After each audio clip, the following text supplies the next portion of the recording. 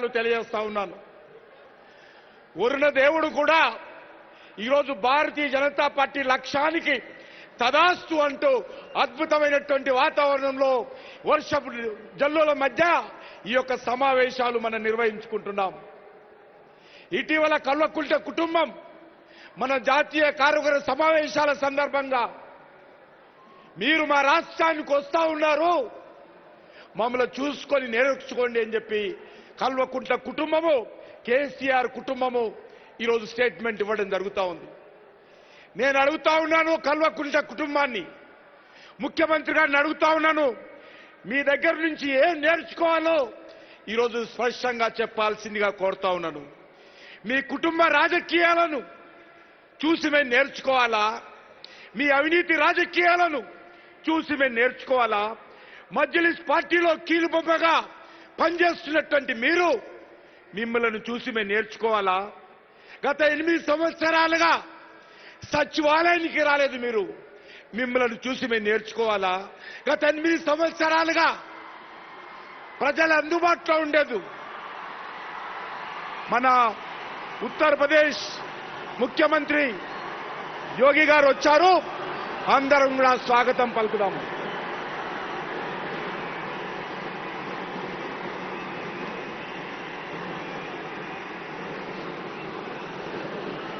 మిత్రులందరూ, డప్పు కళాకారులు,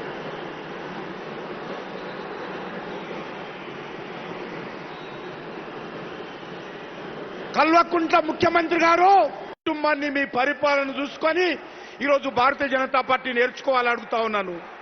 మీరు సెక్రటరియట్ కూలగొట్టారు, మిమ్మల్ని చూసి నేర్చుకోవాలని అడుగుతా ఉన్నాను. మీది అబద్ధాల పాలన, మీది కుటుంబ పాలన, ఈరోజు అక్రమాల పాలన, అహంకారపూరితమైనటువంటి పాలన చూసి నేర్చుకోవాలని అడుగుతా ఉన్నాను. అందుకే ఈరోజు భారతీయ జనతా పార్టీ తెలంగాణ రాష్ట్రంలో మీకంటే మంచి పాలన మేము ఇవ్వబోతా ఉన్నాం. నీతివంతమైన పాలన ఇస్తాము, ప్రజలకు అందుబాటులో ఉండేటువంటి పాలన ఇస్తాము, సమర్థవంతమైనటువంటి పాలన ఇస్తాము, నిజమైనటువంటి ప్రజాస్వామ్య పాలన ఇస్తాము, పేద ప్రజల సంక్షేమం కోసం పనిచేసేటువంటి పాలన ఇస్తాము. మీలాగా ఫామ్ హౌస్ లో ఉండే పరిపాలన మేము ఇవ్వము, సచివాలయానికి రానటువంటి పరిపాలన ఇవ్వను, అవినీతి వచ్చేటువంటి పరిపాలన మేము ఇవ్వము. ఖచ్చితంగా భారతీయ జనతా పార్టీ నరేంద్ర మోడీ గారి నాయకత్వంలో తెలంగాణ రాష్ట్రంలో అద్భుతమైనటువంటి పరిపాలన ఇవ్వబోతున్నాము. తెలంగాణ ప్రజలారా, భారతీయ జనతా పార్టీని ఆశీర్వదించండి. తెలంగాణ ప్రజలారా, తెలంగాణ ద్రోహులకు వేదిక మీద ఉన్నటువంటి ఈరోజు అందరికీ ఈరోజు అందరి తరఫున మనవి చేస్తున్నాను, మీరు తెలంగాణ ద్రోహులను ఎంబడబెట్టుకొని పరిపాలన చేస్తా ఉన్నారు. కాబట్టి మీ నుంచి మేము నేర్చుకోవాల్సిన అవసరం లేదని కోరుకుంటూ, ఇప్పుడు మన ప్రియతమ నాయకులు అభినవ సర్దార్ పటేల్ ఈరోజు భారతీయ జనతా పార్టీకి ఎల్లవేళగా అండగా ఉండి ముందుకు నడిపిస్తున్నటువంటి మన హోంశాఖ మంత్రి ఈరోజు అమిత్ షా గారిని మన యొక్క ఉద్దేశించి, కార్యకర్తలను ఉద్దేశించి ప్రసంగించాల్సిందిగా కోరుకుంటున్నాను. పెద్దలు గౌరవనీయులు అమిత్ షా గారు.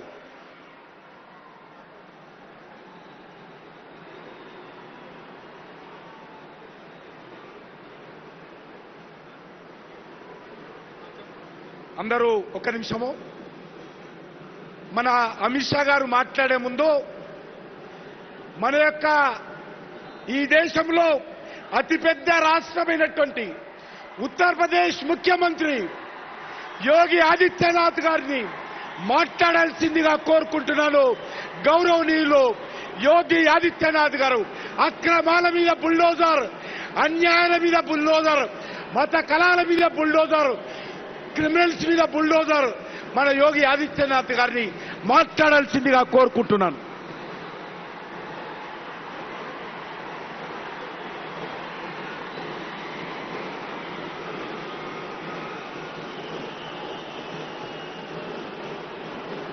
भारत माता की, भारत माता की, भारत माता की, वंदे वंदे वंदे।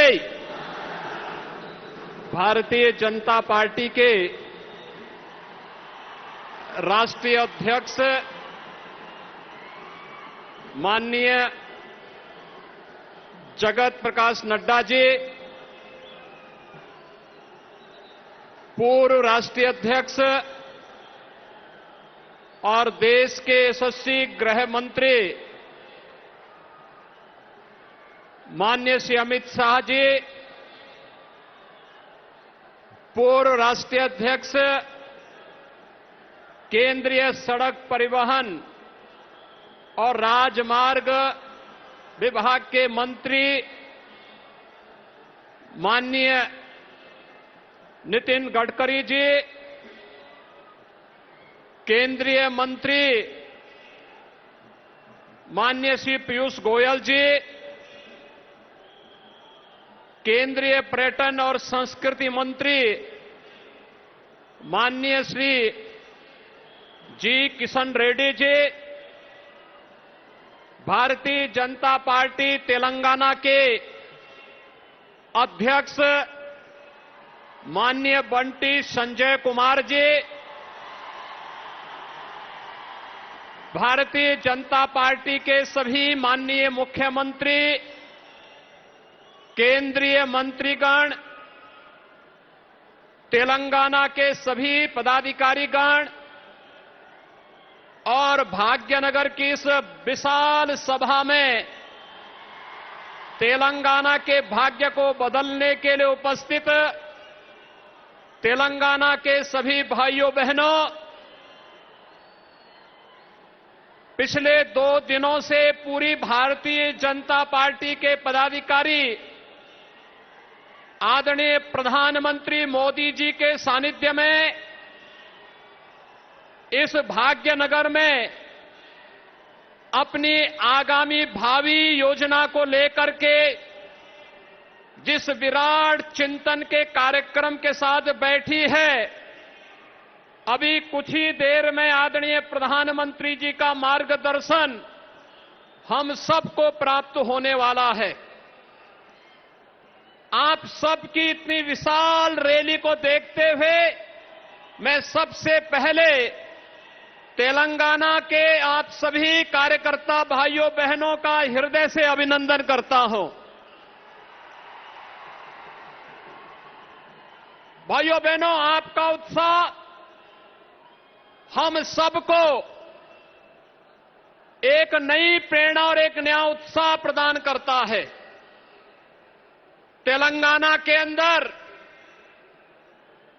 जो कुशासन है, जिस प्रकार की राजनीतिक अराजकता पैदा करने का प्रयास हुआ है, भारतीय जनता पार्टी के मिशन को रोकने के लिए जिस प्रकार की साजिशें हो रही हैं, उन सबको बेनकाब करने के लिए आप सभी कार्यकर्ता भाइयों बहनों ने पिछली बार भाग्यनगर कॉरपोरेशन चुनाव में अपनी ताकत का एहसास कराया था और हमें विश्वास है कि आज पूरे देश के अंदर आदरणीय प्रधानमंत्री जी के नेतृत्व में जो परिवर्तन देखने को मिला है वह आप सबके सामने है। मुझे आश्चर्य होता है कि उत्तर प्रदेश जैसे राज्य में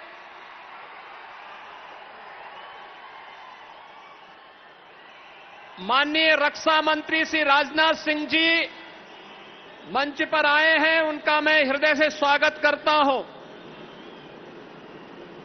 भाइयों बहनों, 45 लाख गरीबों के मकान आवास बन जाते हैं। उत्तर प्रदेश में 6 करोड़ लोगों को आयुष्मान भारत के अंदर 5 लाख रुपए की सालाना स्वास्थ्य बीमा का कवर मिलता है और कोरोना कालखंड में पिछले 28 महीनों से उत्तर प्रदेश के 15 करोड़ लोगों को डबल इंजन की सरकार है तो महीने में 2 बार फ्री में राशन देने का काम भारतीय जनता पार्टी की सरकारें कर रही हैं। लेकिन भाइयों बहनों, तेलंगाना के अंदर कोई भी केंद्रीय योजना को ईमानदारी के साथ लागू करने की बात तो दूर, अगर कोई केंद्रीय योजना लागू भी होती है तो उस योजना पर अपना ठप्पा लगाने का कुत्सित प्रयास भी होता है। अब वह दिन दूर नहीं जब आपका उत्साह एक बार फिर से उत्तर प्रदेश की तर्ज पर आदरणीय प्रधानमंत्री मोदी जी के मार्गदर्शन और नेतृत्व में तेलंगाना में भी कमल खिलाने का कार्य करेगा, इसमें कोई संदेह नहीं होना चाहिए। आज आप जान रहे हैं उत्तर प्रदेश में भारतीय जनता पार्टी की सरकार है तो वहां पे सुरक्षा भी है, सुशासन भी है और उत्तर प्रदेश समृद्धि की एक नए मार्ग की ओर आगे बढ़ रहा है। सबका साथ, सबका विकास की भावना के अनुरूप बिना भेदभाव के सरकारी योजनाओं पे कार्य हो रहा है। अयोध्या में मर्यादा पुरुषोत्तम भगवान श्री राम का भव्य मंदिर का निर्माण का कार्य आदरणीय प्रधानमंत्री जी के मार्गदर्शन में आगे बढ़ रहा है, तो काशी में भगवान विश्वनाथ का पवित्र धाम बन करके देश और दुनिया को अपनी ओर आकर्षित कर रहा है। पेशेवर अपराधी और माफियाओं के खिलाफ कैसे कार्रवाई होनी चाहिए और सत्ता में रह करके सत्ता के खजाने को लूटने वालों के खिलाफ किस प्रकार की कार्रवाई होनी चाहिए, आज उत्तर प्रदेश उस प्रकार की कार्रवाई वहां पर बखूबी करने का कार्य भी कर रहा है। और इसीलिए मैं आज के इस अवसर पर जब राष्ट्रीय कार्यकारिणी के समापन के अवसर पर आदरणीय प्रधानमंत्री जी के मार्गदर्शन और स्वागत के लिए तेलंगाना के आप सभी भाइयों बहनों ने अपार जनसमूह के साथ भाग्यनगर के भाग्य को बदलने के लिए इस विशाल रैली के साथ आप यहां पर उपस्थित हुए हैं। मैं आप सबका हृदय से अभिनंदन करता हूं और आपके साथ मैं भरपूर सहयोग के लिए आप सबको आश्वस्त भी करता हूं। बहुत बहुत धन्यवाद। जय हिंद, जय जय श्री राम। ఇప్పుడు రాష్ట్రంలో ఒక ప్రముఖ నాయకుడు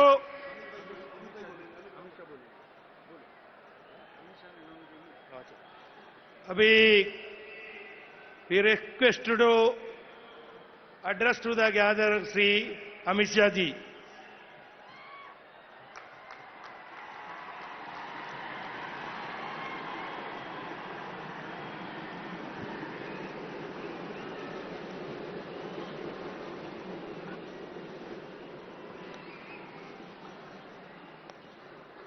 मंच पर उपस्थित भारतीय जनता पार्टी के राष्ट्रीय अध्यक्ष श्रीमान जगत प्रकाश नड्डा जी, भारतीय जनता पार्टी के भूतपूर्व राष्ट्रीय अध्यक्ष श्रीमान राजनाथ सिंह जी,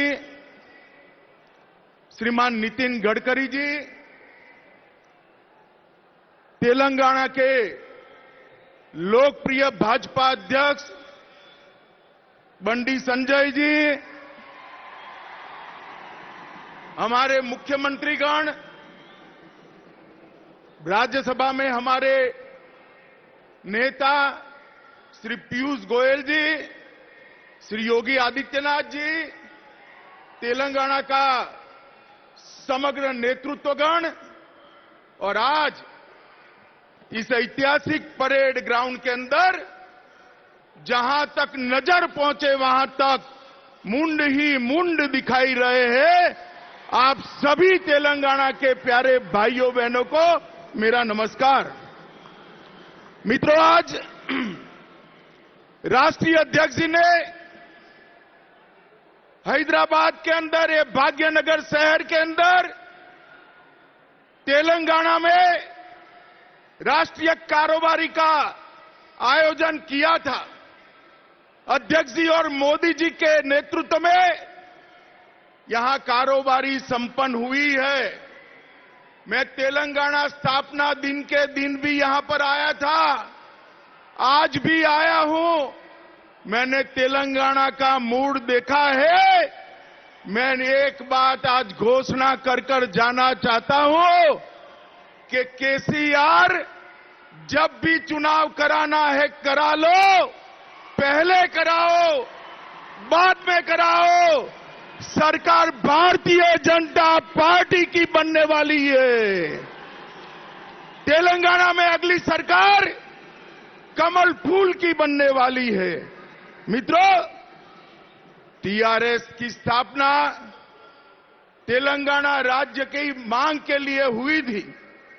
उस वक्त तेलंगाना की जनता ने नीलू, निधुलू और नियमकालू ये 3 सूत्र दिए थे।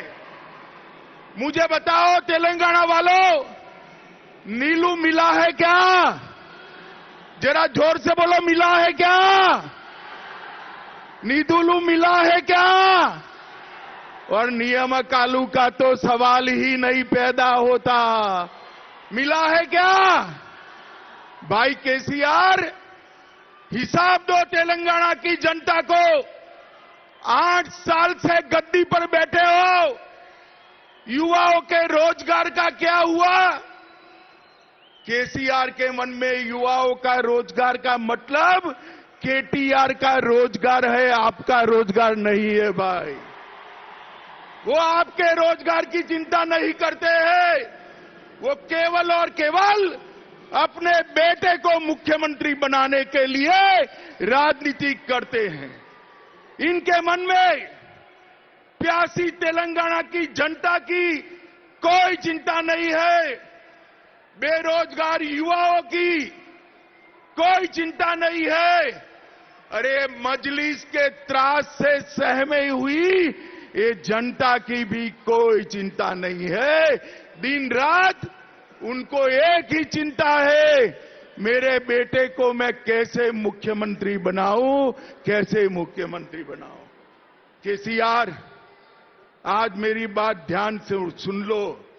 अगली बारी ना आपकी है ना आपके बेटे की है, अगली बारी भारतीय जनता पार्टी की। जब से तेलंगाना की रचना के लिए आंदोलन चला, तब से भारतीय जनता पार्टी ने तेलंगाना की मांग का समर्थन किया था। एक कांग्रेस पार्टी थी जिसने तेलंगाना की रचना को सालों तक रोक कर रखा। जब 2014 में लगा कि मोदी जी आने वाले हैं, आंध्र प्रदेश का विभाजन किया। और मित्रों, विभाजन भी ऐसे किया कि दोनों राज्यों के बीच में कभी न मिटने वाली कटुता करी। अटल जी ने भी 3 राज्य बनाए थे, झारखंड बनाया, उत्तराखंड बनाया, छत्तीसगढ़ बनाया, कहीं कटुता नहीं हुई। कांग्रेस ने दोनों राज्यों को लड़ाने का काम किया और वो आग को भुनाकर केसीआर ने सत्ता हथियाने का काम किया। माताओं, भाइयों, बहनों, केसीआर का पार्टी का निशान क्या है? केसीआर की पार्टी का निशान क्या है? जोर से बोलो, क्या है? गाड़ी है ना? गाड़ी है ना? निशान गाड़ी केसीआर का है, सरकार गाड़ी की है, मगर इसका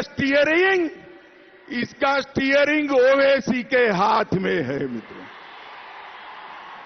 मुझे बताइए, जिस सरकार का स्टीयरिंग ओवैसी जैसे कौमवादी लोगों के हाथ में है, वो जनता का भला कर सकती है क्या? जोर से बोलिए, कर सकती है क्या? मित्रों, आज मैं भाग्यनगर हैदराबाद में खड़ा हूं। पूरा देश जानता है, सरदार पटेल न होते तो आज हैदराबाद भारत का हिस्सा न होता। जब तेलंगाना राज्य का आंदोलन चलता था, केसीआर कहते थे कि हम हैदराबाद विमोचन दिन मनाएंगे। बताइए भाग्यनगर वालों, हैदराबाद विमोचन दिन केसीआर ने मनाया है क्या? जोर से बोलो, मनाया है क्या? केसीआर जरा बताओ क्यों नहीं बनाया है? आप तो नहीं मना बताओगे, मैं बताता हूं। वो हैदराबाद विमोचन दिन इसलिए नहीं मनाते कि ओवैसी से डर लगता है, ओवैसी से डर लगता है। भाइयों बहनों, एक बार मोदी जी के नेतृत्व में भारतीय जनता पार्टी की सरकार बनाइए, हम डंके की चोट पर हैदराबाद विमोचन दिन मनाएंगे। हम किसी से नहीं डरते। भाइयों बहनों, यहां इतने सारे युवा हैं, आपको मैं पूछना चाहता हूं, 8 साल से मुख्यमंत्री है केसीआर जी, कभी सचिवालय गए हैं क्या? बताइए, गए हैं क्या? और जोर से बोलो, गए हैं क्या? क्यों नहीं जाते हैं? क्यों नहीं जाते हैं? मैं बताऊं आपको। एक तांत्रिक ने कहा है कि अगर सचिवालय जाओगे तो सरकार गिर जाएगी। मैं तेलंगाना के युवाओं को कहना चाहता हूं, जो तांत्रिकों की बात मानकर जनता के कल्याण के लिए सचिवालय नहीं जाता है, उसको मुख्यमंत्री बनने का अधिकार है क्या? जोर से बोलिए, है क्या? अरे केसीआर सुन लो, अब मत जाना सचिवालय। अगली बार सचिवालय जाने का टाइम भारतीय जनता पार्टी के मुख्यमंत्री का है। भाइयों बहनों, मोदी जी के नेतृत्व में भाजपा शासित सभी राज्य दिन दूनी रात चौगुनी प्रगति कर रहे हैं। तेलंगाना का ऋण बढ़ रहा है, प्यास बुझती नहीं है, युवाओं को रोजगारी नहीं है, इंडस्ट्री आती नहीं है, डेवलपमेंट होता नहीं है, पूरा देश आगे बढ़ रहा है, तेलंगाना पीछे जा रहा है। यह परिस्थिति तेलंगाना के लिए अच्छी नहीं है। मैं आज इस पवित्र मंच पर से आप सभी को अपील करने आया हूं। मोदी जी भी अभी आने वाले हैं, नड्डा जी और संजय बंडी भी भाषण करने वाले हैं। मैं आप सबको अपील करने आया हूं, एक बार भाजपा का साथ दीजिए और टीआरएस की सरकार को मूल समेत उखाड़ कर फेंक दीजिए सरकार को, और भारतीय जनता पार्टी की सरकार बनाइए। मैं आपको विश्वास दिलाता हूं, टीआरएस ने जो नहीं किया वो सारे वादे भारतीय जनता पार्टी पूरा करेगी, भारतीय जनता पार्टी की सरकार पूरा करेगी। मैं फिर से एक बार आपके विराट जन समर्थन के लिए हाथ जोड़कर तेलंगाना की महान जनता का धन्यवाद कर मेरी बात समाप्त करता हूं। मेरे साथ जोर से बोलिए, दोनों हाथ उठाइए, उठाइए सभी और दोनों हाथ। भाजपा सरकार के संकल्प की मुट्ठी भींचिए और प्रचंड आवाज से बोलिए, भारत माता की, भारत माता की, भारत माता की, वंदे वंदे। మాన్య అమిత్ షాజీకి ధన్యవాదాలు. ఇప్పుడు మన రాష్ట్రంలో ప్రముఖ రాజకీయ నాయకుడు, మాజీ పార్లమెంట్ సభ్యుడు, సీనియర్ కాంగ్రెస్ నాయకులు, తెలంగాణ ఉద్యమకారుడు, మనందరికీ తెలుసు కేవీ రంగారెడ్డి గారి మనుమడు, నీతికి నిజాయితీకి మారు పేరైనటువంటి తెలంగాణ ఉద్యమకారుడు కొండా విశ్వేశ్వర రెడ్డి గారు ఇప్పుడు బీజేపీలో చేరుతున్నారు.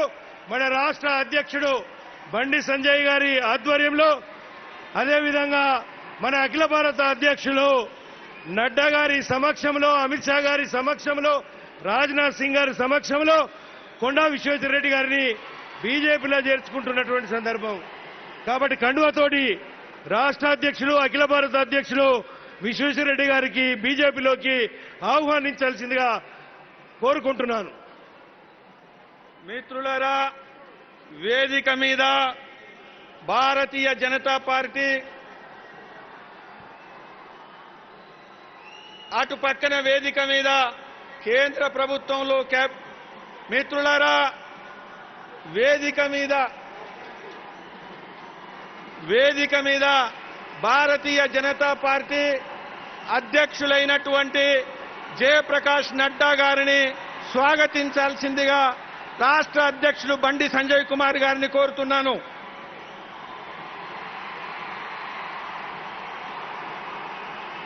గౌరవనీయులైనటువంటి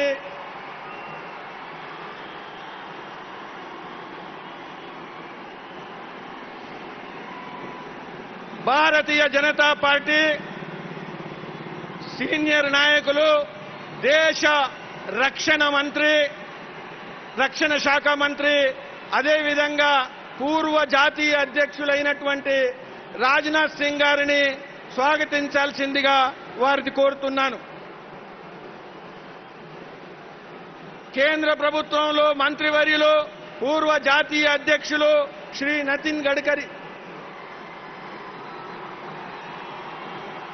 నితిన్ గడ్కరీ గారిని స్వాగతించాల్సిందిగా కోరుతున్నాను. కిషన్ రెడ్డి గారు, అదేవిధంగా మిత్రులారా, రాజ్యసభలో నాయకులైనటువంటి పీయూష్ గోయల్ గారిని స్వాగతించాల్సిందిగా కిషన్ రెడ్డి గారు,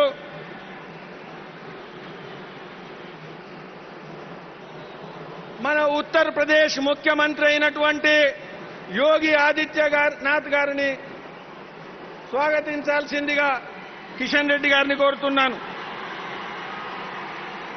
కర్ణాటక ముఖ్యమంత్రి శ్రీ బసవరాజ్ బొమ్మాయి గారిని స్వాగతించాల్సిందిగా డాక్టర్ లక్ష్మణ్ గారిని కోరుతున్నాను. మనోహర్ లాల్ ఖట్టర్ గారు, హర్యానా ముఖ్యమంత్రి, వారిని స్వాగతించాల్సిందిగా జితేందర్ రెడ్డి గారిని కోరుతున్నాను. జాతీయ కార్యవర్గ సభ్యులైనటువంటి జితేందర్ రెడ్డి గారు. అదేవిధంగా గోవా ముఖ్యమంత్రి అయినటువంటి డాక్టర్ ప్రమోద్ సావంత్ గారిని వివేక్ వెంకటస్వామి గారు స్వాగతించాల్సిందిగా కోరుతున్నాను. మన అస్సాం ముఖ్యమంత్రి అయినటువంటి శ్రీ హేమంత్ విశ్వశర్మ గారిని శ్రీమతి విజయశాంతి గారు స్వాగతించాల్సిందిగా కోరుతున్నాను.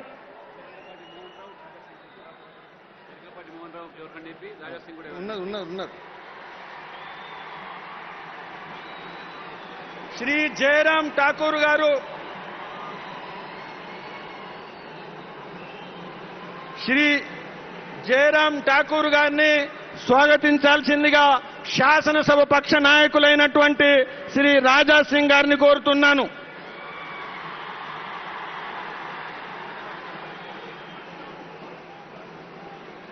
ఉత్తరాఖండ్ ముఖ్యమంత్రి అయినటువంటి శ్రీ పుష్కర్ సింగ్ ధామీ గారిని స్వాగతించాల్సిందిగా అరవింద్ గారు, మన సిట్టింగ్ ఎంపీ నిజామాబాద్ వారిని కోరుతున్నాను.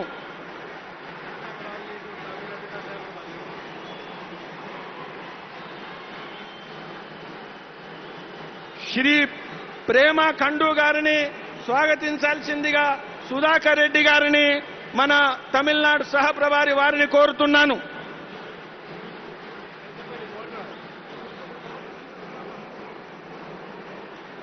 మన గౌరవనీయులైనటువంటి బీరేందర్ సింగ్ గారు, మణిపూర్ చీఫ్ మినిస్టర్, వారిని స్వాగతించాల్సిందిగా గరికపాటి మోహన్ రావు గారిని కోరుతున్నాను. శ్రీ కేశవ్ ప్రసాద్ మౌర్య గారిని స్వాగతించాల్సిందిగా ఉత్తరప్రదేశ్ డిప్యూటీ ముఖ్యమంత్రి, వారిని మన ఆదివాసీ నాయకుడు श्री ब्रिजेश पाठक गारिनी deputy chief minister Uttar Pradesh వారిని ఇంద్రసేనారెడ్డి గారు స్వాగతించాల్సిందిగా కోరుతున్నాను.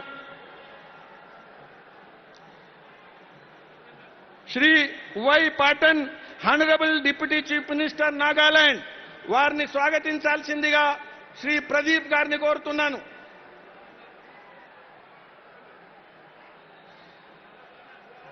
Shri Jashudev Burman deputy chief minister Shri Tarkishore Prasad उप मुख्यमंत्री बिहार वारिని స్వాగతించాల్సిందిగా ప్రేమేందర్ రెడ్డి గారిని కోరుతున్నాను.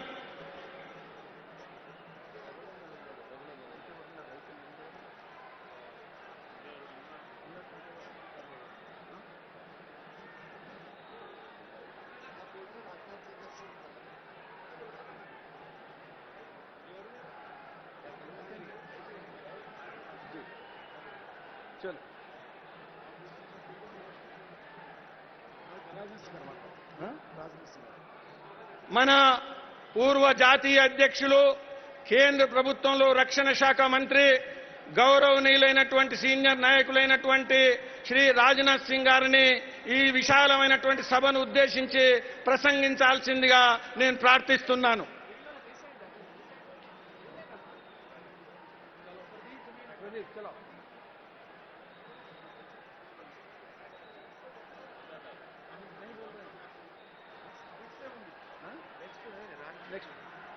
రాజ్యసభ నాయకులు పార్టీ నాయకులైనటువంటి శ్రీ పీయూష్ గోయల్ గారిని ప్రసంగించాల్సిందిగా కోరుతున్నాను.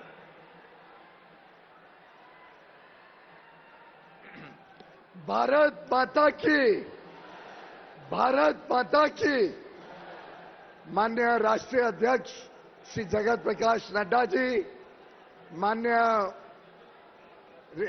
रक्षा मंत्री श्री राजनाथ सिंह जी, माननीय गृह मंत्री श्री अमित शाह जी, माननीय श्री नितिन गडकरी जी, हमारे प्रदेश के अध्यक्ष श्री संजय बंडी गारू जी और सभी मंच पर विराजमान नेतागण, तेलंगाना के आए हुए सभी मुख्यमंत्री और इतनी विराट संख्या में इतने ऐतिहासिक सभा में उपस्थित तेलंगाना के सभी भाइयों बहनों को मैं प्रणाम करता हूं, साधुवाद करता हूं कि आपने आज केटीआर को एक जवाब देने वाली संख्या में, एक बहुत मुंह तोड़ जवाब देने के लिए इतनी बड़ी संख्या में आज आप सब उपस्थित हुए हैं.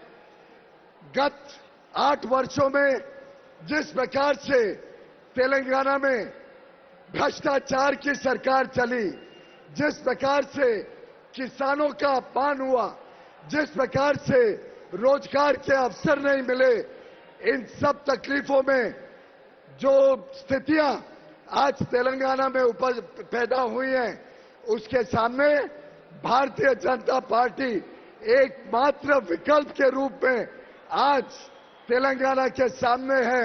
और मेरा विश्वास है, हम सभी का विश्वास है कि माननीय प्रधानमंत्री नरेंद्र मोदी जी के नेतृत्व में, उनके मार्गदर्शन में, उनके दिखाए हुए रास्ते पर तेलंगाना में भी अब भारतीय जनता पार्टी की एक बहुत ही कर्तृत्ववान सरकार, एक ऐसी सरकार जो इस प्रदेश में विकास करेगी, एक ऐसी सरकार जो बिना भेदभाव के हर वर्ग का चिंता करते हुए प्रदेश को तेज गति से आगे लेके जाएगी.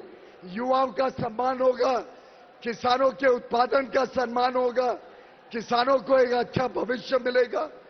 शिक्षा, स्वास्थ्य, जितने विकास के कार्य प्रधानमंत्री मोदी जी ने देश के कोने कोने तक पहुंचाए हैं, जिससे तेलंगाना वंचित रहा है, उसको पूरा करने का काम अब भारतीय जनता पार्टी की सरकार तेलंगाना में करने आ रही है.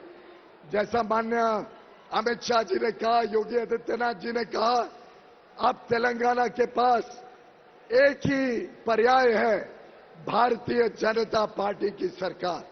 अब तेलंगाना ने मन बना लिया है, जनता ने पूरी तरीके से मन बना लिया है। अब बदलाव की आंधी तेलंगाना में गांव-गांव में देखने को मिलती है।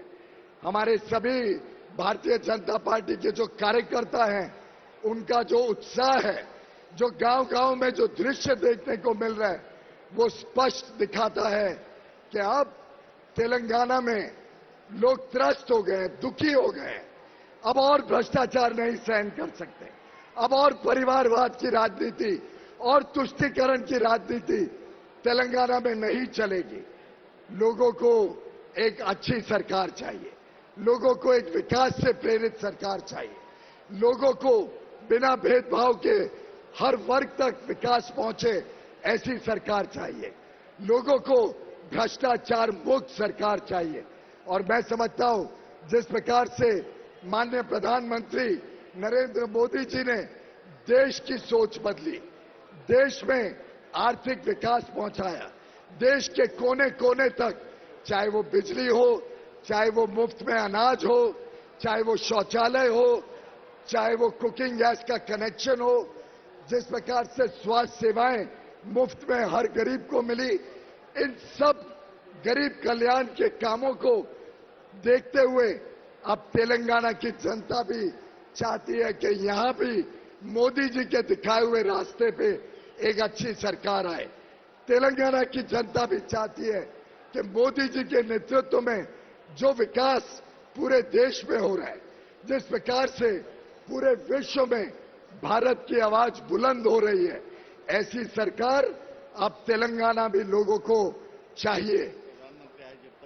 और मेरा मानना है कि जिस प्रकार से तेलंगाना के लोगों का उत्साह गत 3-4 चुनावों में देखने को मिला, जिस प्रकार से हमारे पूर्व वित्त मंत्री को पूरी सरकार ने कोशिश की हराने की, पूरी तेलंगाना की सरकार जोर लगा गई कि इनको किसी तरीके से हराया जाए, लेकिन प्रधानमंत्री मोदी जी के पार्टी के साथ, प्रधानमंत्री मोदी जी के दिखाए हुए रास्ते पर चलने के लिए जो तेलंगाना ने जो आज अपना मन बना लिया है, उसको देखते हुए जिस प्रकार से आपने चुन के भेजा हमारे छोटे भाई को, मैं समझता हूं वो एक ट्रेलर था।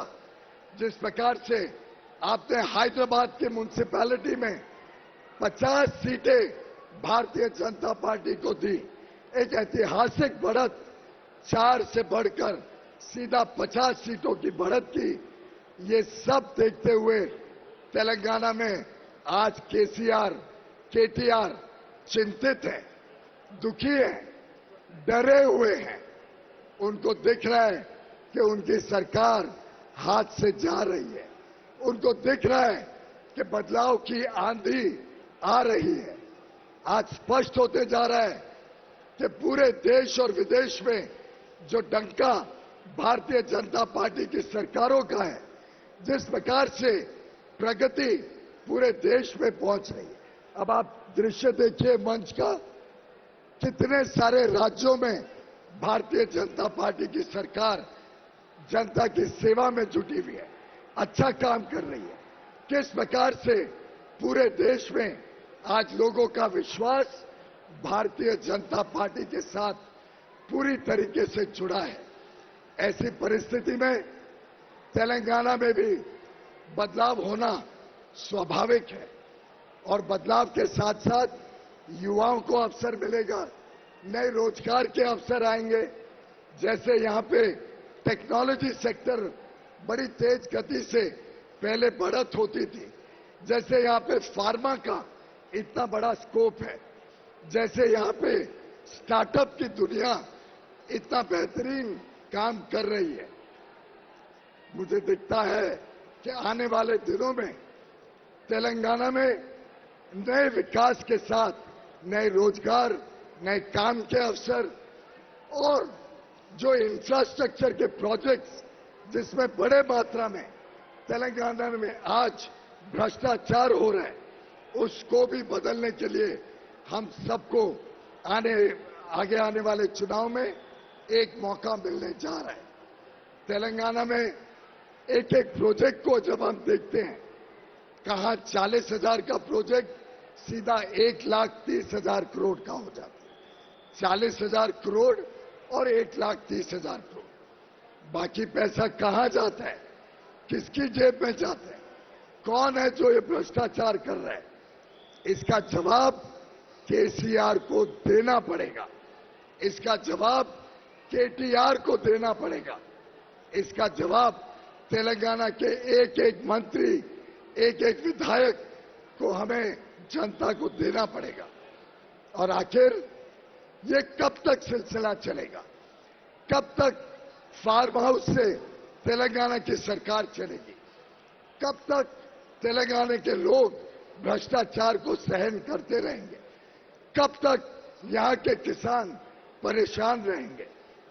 कब तक यहां की महिलाओं को, यहां के बच्चों को सुरक्षा नहीं मिलेगी?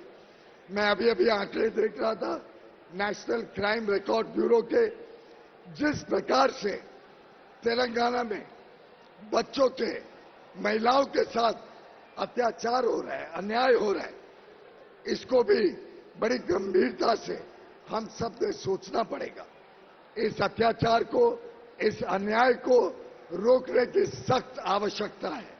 और मैं समझता हूं आज तेलंगाना की जनता ने मन बना लिया है कि जैसी कानून व्यवस्था उत्तर प्रदेश में है, जैसी कानून व्यवस्था भारतीय जनता पार्टी के अलग अलग राज्यों में है, वैसी कानून व्यवस्था, वैसे अमन शांति आज तेलंगाना के लोग भी चाहते हैं। हाल में ही आपने देखा महाराष्ट्र में भी सत्ता का बदलाव हुआ है, सत्ता बदली है। मैं मुंबई से आता हूं, महाराष्ट्र से आता हूं। महाराष्ट्र के लोग भी दुखी थे। वहां कांग्रेस, एनसीपी और एक उद्धव ठाकरे जी का गठ मिलके एक भ्रष्ट सरकार दे रहा था, जो विकास को पूरी तरीके से नष्ट कर रहा था। जनता ने सहन नहीं किया, जनता ने आवाज उठाई और उस आवाज को सुनते हुए वहां के विधायकों ने तय किया और वहां से सरकार बदली। आज वहां पे नए स्पीकर का चुनाव हुआ, जिसमें भाजपा के राहुल नार्वेकर जी जीत के आए और कल एकनाथ शिंदे जी के नेतृत्व में, देवेंद्र फडणवीस जी के नेतृत्व में एक अच्छी सरकार, एक विकास से प्रेरित सरकार, प्रधानमंत्री मोदी जी के मार्गदर्शन में चलने वाली सरकार अब महाराष्ट्र में भी आने जा रही है। इसी प्रकार से आने वाले दिनों में अब राष्ट्रपति का चुनाव होने जा रहा है। राष्ट्रपति के चुनाव में भी केसीआर और केटीआर बड़ी बड़ी बातें करते हैं, कहते हैं कि वो भारतीय जनता पार्टी को हराने का काम करेंगे। मैं समझता हूं कि अब आने वाली 18 तारीख को भारतीय जनता पार्टी ने जो एक आदिवासी महिला को राष्ट्रपति के चुनाव में खड़ा किया है, माननीय श्रीमती द्रौपदी मुर्मू जी को, उनको बड़ी मात्रा में विजय करके देश एक बड़ा संदेश आदिवासी भाई बहनों को भी देगा कि अब समाज में जो वंचित हैं, जो पीड़ित हैं, जो शोषित समाज है, उसकी चिंता करने वाली सरकारें, उसकी चिंता करने वाले लोग, उनकी चिंता करने वाले नेतृत्व को प्राथमिकता मिलेगी। और आगे आने वाले दिनों में पहली बार भारत में एक आदिवासी महिला देश की राष्ट्रपति बनेगी।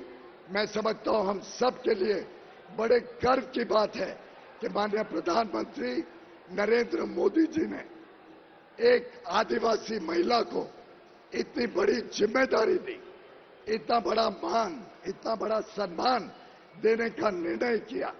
और उसके लिए मैं समझता हूं हम सबको प्रधानमंत्री नरेंद्र मोदी जी का तहे दिल से धन्यवाद करना है, उनका साधुवाद करना है। बहुत बहुत ధన్యవాదాలు। పీజీకి ధన్యవాదాలు। ఇప్పుడు ఒక పాటతోటి మోడీ గారికి స్వాగతం పలుకుదాం. కళా బృందం ఏదైతుందో ఫాస్ట్ గా పాట ఇచ్చేయాలి. డప్పుల కళా బృందం వాళ్ళు అందరూ కూడా రెడీగా ఉండండి. వారు వచ్చేటప్పుడు స్వాగతం పలకాలి. అందరం కూడా గట్టిగా స్వాగతం పలకాలి. పాట ఒకసారి ఆగండి. అందరం కూడా డ్యాన్స్ మీద ఉన్నాళ్ళు కూడా వాయిద్యాలతోటి స్వాగతం పలకాలి. మోడీ గారు వచ్చారు, పైకి వస్తున్నారు. తెలంగాణ గడ్డ మీద గతంలో దేశంలో ఎక్కడ జరగనటువంటి విధంగా స్వాగతం పలకనటువంటి విధంగా మనందరం కూడా స్వాగతం పలకాలి. పెద్ద ఎత్తున నినాదాలతో మోడీ మోడీ మోడీ అనేటువంటి నినాదాలతోటి బత్తు అందరూ కూడా స్వాగతం పలకాలి. డప్పుల యొక్క కళాకార బృందాలు మీ యొక్క డ్యాన్స్ తోటి మీరు స్వాగతం పలకాలి.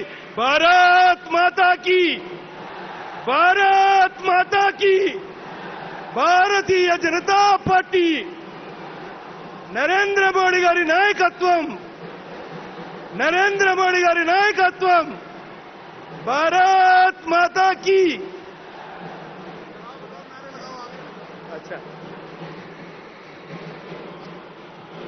సోదరులారా, కళా బృందాలు అదేవిధంగా అక్కడ ఉన్నటువంటి కళాకారులు కూడా మన స్వాగత డ్యాన్స్ తోటి మీరందరూ కూడా వాయిద్యాలతోటి స్వాగతం పలకండి.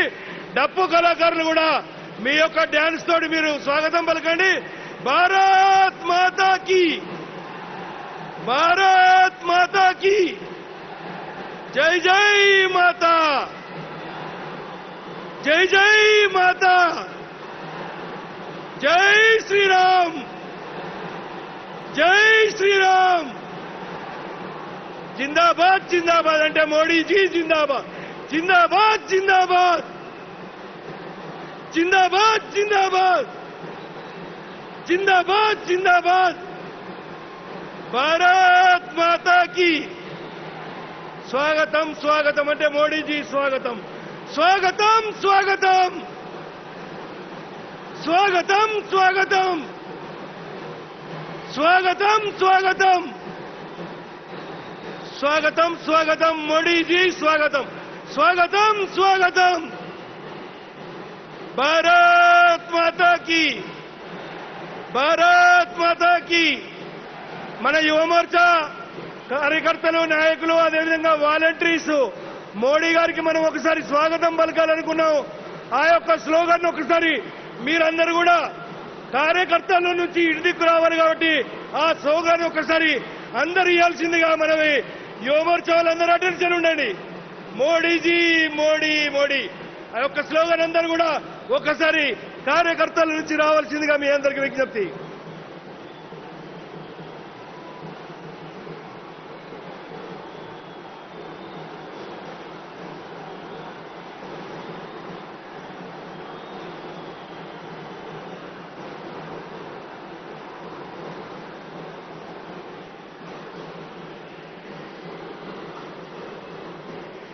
రాష్ట్రం నలుమూలల నుంచి ఉదయం 3 గంటల నుంచి 4 గంటల నుంచి బయలుదేరి ఈ రాష్ట్రంలో జరుగుతున్నటువంటి అవినీతి, కుటుంబ పాలనను, రాక్షస పాలనను, రావణ పాలనను అంతం చేసి రామరాజ్యం కోసం నడుం బిగించి వచ్చినటువంటి మనందరం నరేంద్ర మోడీ గారి నాయకత్వంలో నరేంద్ర మోడీ గారికి మద్దతునిస్తూ ఆ నాయకత్వాన్ని బలపరుస్తూ మనందరం కూడా నరేంద్ర మోడీ గారికి స్వాగతం పలికి ఇంకా ముందుకు పోయేందుకు, మన రాష్ట్రంలో అధికారంలోకి వచ్చేందుకు అందరూ కూడా లేచి నిల్చుండి స్వాగతం పలకాలి. ఇటు సైడు అన్ని ప్రయాణికులలో కూర్చున్న అందరూ కూడా ఒకసారి లేచి నిల్చుండాలి. అందరూ కూడా ఒకసారి లేచి నిల్చుండి గట్టిగా నినాదాలతో మనం మోడీ గారికి స్వాగతం పలకాలి. స్వాగతం స్వాగతం, స్వాగతం స్వాగతం, స్వాగతం స్వాగతం. భారత్ మాతాకి, భారత్ మాతాకి. జై శ్రీరామ్, జై శ్రీరామ్, జై శ్రీరామ్. స్వాగతం స్వాగతం, స్వాగతం స్వాగతం, స్వాగతం స్వాగతం. మోడీజీ స్వాగతం, స్వాగతం స్వాగతం. భారత్ మాతాకి, భారత్ మాతా కీ జై శ్రీరామ్, జై శ్రీరామ్. డప్పుల కళాకారులు, మీ కళా బృందం వాళ్ళు అందరూ కూడా లేచి నిల్చుండి ఒకరికి పైన ఒకరు ఆ యొక్క డప్పుల కళాకారులందరూ కూడా స్వాగతం పలకాలి. స్వాగతం స్వాగతం స్వాగతం స్వాగతం స్వాగతం స్వాగతం మోడీజీ స్వాగతం, స్వాగతం స్వాగతం మోడీజీ స్వాగతం. భారత్ మాతా కీ, భారత్ మాతా కీ. స్వాగతం స్వాగతం స్వాగతం స్వాగతం మోడీజీ స్వాగతం. అందరు కూడా ఒకసారి గట్టిగా చప్పట్లతోటి స్వాగతం పలకాలి. అందరు కూడా మన మోడీ గారికి అందరు కూడా చప్పట్లతోటి అందరు కూడా లేచి నిల్చుని చేతులు ఊపి చేతులతోటి ఊపి అందరు కూడా స్వాగతం పలకాలి. భారత్ మాతా కీ, భారత్ మాతా కీ.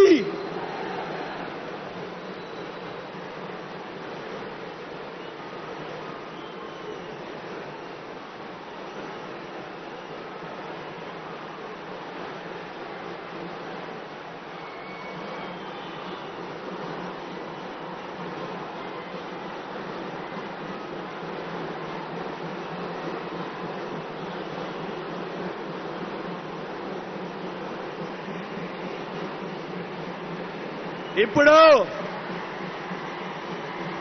అందరూ కూడా మన ప్రియతమ నాయకులు మన నరేంద్ర మోడీ గారి ఉపన్యాసం కోసం దాదాపు 12 గంటలు ట్రావెల్ చేసి వచ్చాం. అందరూ ఓపికగా వారు ఉపన్యాసాన్ని పూర్తిగా కూడా విని మన బూత్ లో మన గ్రామంలో ఆ యొక్క విషయాలు చెప్పేందుకోసం అందరం సిద్ధంగా ఉన్నాం. ఇప్పుడు మన రాష్ట్ర అధ్యక్షులు కరీంనగర్ పార్లమెంట్ సభ్యులు శ్రీ బండి సంజయ్ కుమార్ గారిని మాట్లాడాల్సిందిగా కోరుతున్నాం. మన ప్రియతమ నాయకులు మన ప్రధానమంత్రి గారు నరేంద్ర మోడీ గారు హైదరాబాద్ గడ్డ మీద తెలంగాణ గడ్డ మీదకి వచ్చిన సందర్భంగా మన అందరి పక్షాన మన రాష్ట్ర అధ్యక్షులు వారికి కండువతోటి స్వాగతం పలుకుతారు. వారందరికీ కూడా స్వాగతం.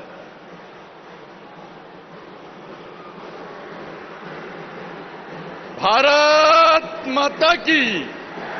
डप्पुल आपंడి ప్లీజ్ డప్పులు ఆపండి. బ్యాండ్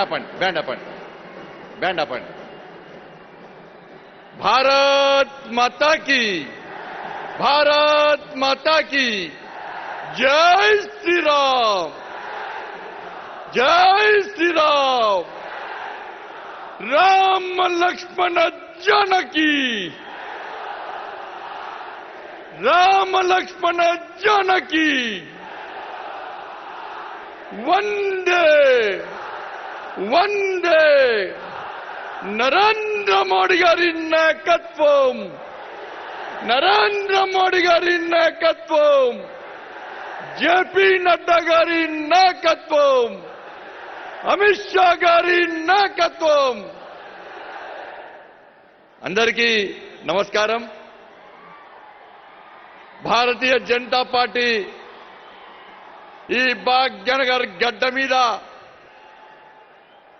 అతిరథ మహారథుల యొక్క ఆశీర్వాదంతో ఈ రోజు నిర్వహిస్తున్నటువంటి ఈ విజయ సంకల్ప సభకు ముఖ్య అతిథిగా విచ్చేసినటువంటి గౌరవనీయులు పెద్దలు లోకప్రియ నేత మనందరి మహానుభావుడు దేశ ప్రధాని ఆదరణీయ శ్రీ నరేంద్ర మోడీ గారికి ఈ తెలంగాణ రాష్ట్ర ప్రజల తరపున వినమ్రపూర్వక స్వాగతం పలుకుతా ఉన్నాం. భారతీయ జనతా పార్టీ జాతీయ అధ్యక్షులు మన ప్రియతమ నేత మనందరినీ హుషారుగా నడిపించే ఎక్కడ ఎన్నికలు జరిగినా ఈ దేశంలో అన్ని ఎన్నికల్లో గెలిపే లక్ష్యంగా మనందరినీ స్ఫూర్తినింపుతున్నటువంటి మన జాతీయ అధ్యక్షులు భారతీయ జనతా పార్టీ నాయకులు శ్రీ జేపీ నడ్డా గారికి ఈ తెలంగాణ గడ్డ నుంచి సాదర స్వాగతం పలుకుతా ఉన్నాము. అభినవ సర్దార్ పటేల్ మన అందరి హీరో, ఈ తెలంగాణ రాష్ట్రంలో అనేక మంది యువకులకు స్ఫూర్తి అయినటువంటి మన అందరి నాయకుడు హోంశాఖ మంత్రులు గౌరవనీయులు పెద్దలు శ్రీ అమిత్ షా గారికి హృదయపూర్వక స్వాగతం. భారతీయ జనతా పార్టీ మాజీ అధ్యక్షులు, తెలంగాణ రాష్ట్ర ఏర్పాటులో ప్రధాన భూమిక పోషించినటువంటి అప్పుడు అధ్యక్షుడు మన కేంద్ర రక్షణ శాఖ మంత్రులు పెద్దలు శ్రీ రాజ్నాథ్ సింగ్ గారికి తెలంగాణ రాష్ట్ర తరఫున హృదయపూర్వక ధన్యవాదాలు. ఎవరు వెళ్ళినా తెలంగాణ రాష్ట్రం అభివృద్ధి లక్ష్యంగానే ముందుకు వస్తున్నామని చెప్పి ఈ తెలంగాణ రాష్ట్ర అభివృద్ధికి సహకరిస్తున్నటువంటి కేంద్ర శాఖ మంత్రులు శ్రీ నితిన్ గడ్కరీ గారికి హృదయపూర్వక స్వాగతం. రాజ్యసభ సభ్యులు, రాజ్యసభలో బీజేపీ పక్ష నాయకులు, వ్యవసాయం విషయంలో తెలంగాణ రాష్ట్ర సమాజాన్ని ఆదుకోవడమే లక్ష్యంగా మనకు సహకరిస్తున్నటువంటి గౌరవనీయులు పెద్దలు శ్రీ పీయూష్ గోయల్ గారికి హృదయపూర్వక స్వాగతం పలుకుతా ఉన్నాము. హిందూ ధర్మ రక్షకుడు, ఎక్కడ సమాజానికి ఏ ఆపద వచ్చినా నేనున్నా చెప్పి మనందరికీ స్ఫూర్తి నింపే ఉత్తరప్రదేశ్ ముఖ్యమంత్రి శ్రీ యోగి ఆదిత్యనాథ్ గారికి హృదయపూర్వక ధన్యవాదాలు, స్వాగతం. ఈ వేదిక పైనటువంటి అన్ని రాష్ట్రాల ముఖ్యమంత్రులు, ఉప ముఖ్యమంత్రులు, భారతీయ జనతా పార్టీ జాతీయ నాయకులు, రాష్ట్ర నాయకులు, అశేషంగా తరలి వచ్చినటువంటి భారతీయ జనతా పార్టీ కార్యకర్తలకు, తెలంగాణ సమాజానికి వినమ్రపూర్వక ధన్యవాదాలు తెలియజేస్తున్నాను. చాలా సంతోషం అన్నా ఇది చూస్తున్న సంతోషం అనిపిస్తుందన్నా. కానీ ఒక్కసారి బాధ అనిపిస్తుంది టీఆర్ఎస్ పార్టీ నాయకుల విమర్శలు చూస్తుంటే. మన ప్రియతమ నేత మోడీ గారి మీద, మన ఆదర్శ మూర్తి అయినా మన నరేంద్ర మోడీ గారి మీద ఏ విధంగా తప్పుడు భాషను టీఆర్ఎస్ పార్టీ నాయకులు ఉపయోగిస్తున్నారో ఒక్కసారి ఉంచండి. భరిద్దామా?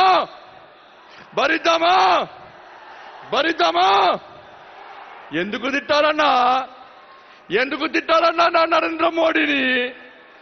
ఈ దేశంలో కరోనా సమయంలో పేద ప్రజలు కరోనాతో తల్లడిల్లుతుంటే ఈ దేశంలో 200 కోట్ల డోసులను ఉచితంగా ఈ దేశ ప్రజలకు అందించేందుకు నరేంద్ర మోడీ గారిని తీరుతున్నారు. అర్థం కాలే నాకు.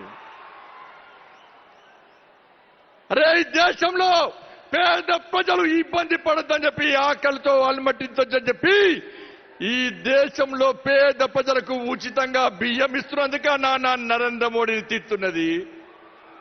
అరే, ఉక్రెయిన్లో యుద్ధం జరిగినప్పుడు ఈ తెలుగు రాష్ట్రాలకు సంబంధించినటువంటి అనేక యువకులు ఆ ఉక్రెయిన్లో చిక్కిపోతే యుద్ధాన్ని ఆపి తెలుగు రాష్ట్ర ప్రజలను కాపాడనందుగా నా నరేంద్ర మోడీ గారు తిట్టేది. ఒక్కసారి ఆ మహానుభావునికి మన అందరము ఘనంగా స్వాగతం పలికితే గడిలో బందీ అయినా ఆ తెలంగాణ తల్లి పులకించిపోవాలన్నా, ఆ తెలంగాణ తల్లి ధైర్యంగా ఉండాలన్నా నరేంద్ర మోడీ సైన్యం ఇలా యుద్ధానికి సిద్ధమైంది. తెలంగాణ రాష్ట్రంలో నేను ప్రశాంతంగా ఉంటా, నా బంధ విముక్తి కాబోతుందని చెప్పి ఆ తెలంగాణ తల్లి పులికించే విధంగా అందరూ లేచి నిలబడాలి. జై మోడీ నినాదంతో తెలంగాణ మొత్తం దద్దరిల్లాలి. జై మోడీ.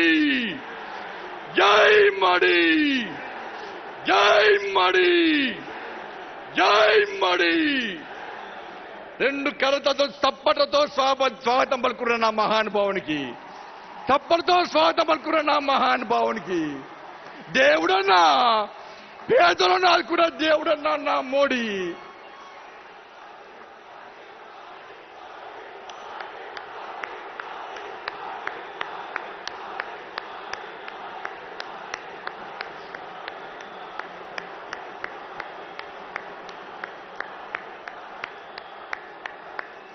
ధన్యవాదాలు. ఇంతమంది యువకులు తెలంగాణ రాష్ట్ర వ్యాప్తంగా వస్తువులను భయపడే కేసీఆర్కు డప్పులు కొడుతున్నాయి. వాస్తవమైన పులి వస్తుందంటే గుంట నక్కలు పారిపోతాయా? పారిపోవా? పారిపోతాయా పారిపోవా? గట్టి చెప్పాలే. పారిపోతాయా పారిపోవా? పులి అన్నా పులి భారతదేశమే కాదన్నా ప్రపంచంలో ఎక్కడికి పోయినా కూడా ఈ పులిని స్వాగతిస్తురన్నా. కానీ తెలంగాణ రాష్ట్రంలో టీఆర్ఎస్ పార్టీ దద్దమ్మలకు కేసీఆర్ లాంటి మూర్ఖులకు మోడీ గారికి గొప్పతనం తెలియదన్నా. తెలంగాణ రాష్ట్రాన్ని సాధించుకోవడం దేనికన్నా? అనేక మంది బలిదానాల వల్ల తెలంగాణ రాష్ట్రాన్ని సాధించుకున్నాం కాబట్టి మోడీ గారి తెలంగాణ రాష్ట్రాన్ని అభివృద్ధి చేసుకుందాం, కష్టపడి తెలంగాణ రాష్ట్రాన్ని సాధించుకున్నాం, తప్పకుండా అభివృద్ధి చేస్తామని చెప్పి ఈ తెలంగాణ రాష్ట్రానికి వేల కోట్ల రూపాయలు నిధులు ఇస్తున్న తెలంగాణ రాష్ట్రానికి, తెలంగాణ రాష్ట్రంలో అనేక సంక్షేమ పథకాలు అమలు చేస్తున్న గొప్ప వ్యక్తి నరేంద్ర మోడీ గారన్న. అదే మోడీ గారు సర్కార్ అన్న తెలంగాణ రాష్ట్రంలో. ఒక్కసారి చెప్పాలి రాష్ట్ర ముఖ్యమంత్రి, నువ్వు ఎన్నికల ముందు హామీలు ఇచ్చిన ఏమైనాయి? ఈ తెలంగాణ రాష్ట్ర అభివృద్ధికి ఎందుకు సహకరిస్తున్నావు? కేంద్రము అనేక నిధులు ఇవ్వడానికి సిద్ధంగా ఉంది. ఈ తెలంగాణ రాష్ట్రం అభివృద్ధి చేయడానికి మోడీ సర్కార్ సిద్ధంగా ఉంది. కానీ రాష్ట్ర ముఖ్యమంత్రి అభివృద్ధి మధ్య ఆశ లేదు. అభివృద్ధి కావాలని రాష్ట్ర ముఖ్యమంత్రి కోరుకుంటున్నాడు. కేవలం ఒక స్ట్రాటజీ ప్రకారం మోడీ గారి ప్రభుత్వాన్ని తిట్టాలి, కేంద్ర ప్రభుత్వాన్ని బదనాం చేయాలి, మోడీ గారిని అప్రతిష్ట పాలు చేయడం ద్వారా మాత్రమే రాజకీయ లబ్ధి పొందాలని చెప్పి ఈ టీఆర్ఎస్ పార్టీ ప్రభుత్వం వ్యవహరిస్తుంది. అందుకే మోడీ గారు మేము ఎప్పుడు కలిసినా మాకు చెప్తా ఉంటాడు, మీరు తెలంగాణ రాష్ట్ర అభివృద్ధి సేకరించండి, ఎన్నికల వరకు మాత్రమే రాజకీయాలు, ఎన్నికల తర్వాత మనకు రాజకీయాలు ముఖ్యం కాదు. తెలంగాణలో పేదోళ్ళు ఇబ్బంది పడద్దు, కష్టపడి సాధించుకున్న తెలంగాణ రాష్ట్రంలో అభివృద్ధి జరగాలి, జరిపి తీరాల్సిందే, నేను సహకరిస్తా అని చెప్పి మోడీ గారు అనేక సందర్భంలో చెప్పినప్పుడు కూడా రాష్ట్ర ప్రభుత్వం సహకరించడానికి సిద్ధంగా లేదు. రాష్ట్ర ప్రభుత్వం సహకరించడానికి సిద్ధంగా లేదు, ముఖ్యమంత్రి సహకరించడానికి సిద్ధంగా లేదు. ఒక్కసారి ఆలోచించండి అన్నా, మీరు ఈ ప్రభుత్వాన్ని గద్దె దించాలనా లేదా ఒక్కసారి ఆలోచించండి. ఈ ప్రభుత్వాన్ని గద్దె దించమా లేదా ఒక్కసారి ఆలోచించండి. ఈ పేద ప్రజల కోసం ఈ రోజు భారతీయ జనతా పార్టీ కష్టపడి పనిచేస్తుంది. అందుకే మా జాతీయ అధ్యక్షులు జేపీ నడ్డా గారికి మన ప్రియతమైన నరేంద్ర మోడీ గారికి ఈ తెలంగాణ రాష్ట్రం గడ్డ మీద, ఈ భాగ్యనగర్ గడ్డ మీద భారతీయ జనతా పార్టీ జాతీయ కార్యవర్గ సమావేశాలు నిర్వహించే అదృష్ట అవకాశం కల్పించేందుకు ఒక్కసారి చప్పట్లతో వారికి కృతజ్ఞతలు తెలియనన్నా. వీణంలో మీకు ధన్యవాదాలన్నా. చాలా మంది అంటున్నారు ఇక్కడనే ఎందుకు పెట్టాలి జాతీయ కార్యవర్గ సమావేశాలని. నేను అడుగుతున్నా, ఇక్కడనే ఎందుకు పెట్టద్దో సమాధానం చెప్పండి. ఫస్ట్ ఎందుకు పెట్ట బరాబరి తెలంగాణ రాష్ట్రం భారతీయ జనతా పార్టీది. భారతీయ జనతా పార్టీ సహకరిస్తేనే తెలంగాణ రాష్ట్రం వచ్చింది. నువ్వు ముఖ్యమంత్రి అయిన విషయాన్ని రాష్ట్ర ముఖ్యమంత్రి గుర్తుంచుకోవాలి. ఎందుకు పెట్టినామన్నా ఇక్కడంటే జాతీయ కార్యవర్గ సమావేశాలు అంటే ఈ తెలంగాణ రాష్ట్ర ప్రజలు కష్టాల్లో ఉన్నారు, ఇబ్బందులు ఉన్నారు, అనేక సమస్యలతో తల్లడిల్లుతున్నారు. కాబట్టి కష్టాల్లో ఉన్న పేదలకు ఒక భరోసా కల్పించడానికి, పేదల కోసం ఈ తెలంగాణ రాష్ట్ర సమాజం కోసం పనిచేస్తున్న భారతీయ జనతా పార్టీ కార్యకర్తలు లాఠీ చార్జ్ అయినా, కేసులైనా, జైళ్లకు వెంట కూడా కమ్యూనిస్ట్ షీట్లు ఓపెన్ చేసిన, రౌడీ షీట్లు ఓపెన్ చేసినా కూడా భారత్ మాతాకి జై అంటూ, వందే మాతరం అంటూ, జై మోడీ అంటూ, జై తెలంగాణ అంటూ గర్జిస్తూ ఈ తెలంగాణ సమాజం కోసం కష్టపడి పనిచేస్తున్నా నా కార్యకర్తలకు ధైర్యం నింపడానికే భారతీయ జనతా పార్టీ జాతీయ కార్యవర్గ సమావేశాలు తెలంగాణ గడ్డ మీద ఇస్తామన్నా. అందుకే సమయం లేదు, వారి భాషను మనం వినాలి. దయచేసి తెలంగాణ సమాజానికి మేము విజ్ఞప్తి చేస్తున్నాం, డబుల్ ఇంజన్ సర్కార్ తెలంగాణ రాష్ట్రంలో అవకాశం ఇవ్వండి. ఇచ్చే ప్రభుత్వం మోడీ సర్కార్, నిధులు ఇచ్చేది మోడీ సర్కార్. కానీ రాష్ట్ర ముఖ్యమంత్రి మనకు నిధులు ఇస్తలేడు, నిధులను దారి మలుస్తున్నాడు, సంక్షేమ పథకాలు నీరు గారుస్తున్నాడు. అందుకే ఇచ్చే మోడీ సర్కార్కే ఈ తెలంగాణ రాష్ట్రంలో పాలించే అధికారం ఉంది. ఈ తెలంగాణ రాష్ట్రం అభివృద్ధి చెందాలంటే ఇంకా 20 సంవత్సరాల పాటు దేశంలో భారతీయ జనతా పార్టీ ప్రభుత్వం పక్కా ఉంటుందని చెప్పి అన్ని సర్వేలు చెప్తున్న సందర్భంలో ఈ తెలంగాణ రాష్ట్రాన్ని అప్పులపాలు చేసి కనీసం జీతాలు ఇవ్వకుండా ఇబ్బంది పడుతున్న తరుణంలో ఈ తెలంగాణ రాష్ట్ర ప్రజలు భిక్ష బతుకు చేస్తున్న తరుణంలో కనీసం జీతాలు ఇవ్వలేని పరిస్థితిలో ఒక్కొక్కరి తలకాయపై ఒక్కొక్కరి పేరు మీద 1,20,000 అప్పు చేసిన పరిస్థితుల్లో ఈ తెలంగాణ రాష్ట్రాన్ని కాపాడబడాలంటే, ఈ తెలంగాణ రాష్ట్రం అభివృద్ధి చెందాలంటే, ఈ తెలంగాణ రాష్ట్రంలో పేదలకు న్యాయం జరగాలంటే ఇలా నరేంద్ర మోడీ గారి నిజాయితీవంతమైన పాలన, నీతివంతమైన పాలన ఈ తెలంగాణ రాష్ట్రంలో రావాల్సిందే, వచ్చి తీరాల్సిందే. అందుకే భాగ్యలక్ష్మి అమ్మవారి సాక్షి చెప్తున్నా, ఈ రోజు ఆ రోజు అమిత్ షా గారు వచ్చిన భాగ్యలక్ష్మి దేవాలయానికి, ఈ రోజు యోగి ఆదిత్యనాథ్ వచ్చి దర్శనం చేసుకున్న భాగ్యలక్ష్మి అమ్మవారిని, భాగ్యలక్ష్మి అమ్మవారి సాక్షి చెప్తున్నాం. ఈ తెలంగాణ రాష్ట్రంలో కేసీఆర్ గడిలు బద్దలు కొడతాం. కేసీఆర్ గడిలో బందీ ఉన్న నా తెలంగాణ తల్లిని రక్షించుకునే బాధ్యతను మనందరం తీసుకుందాం.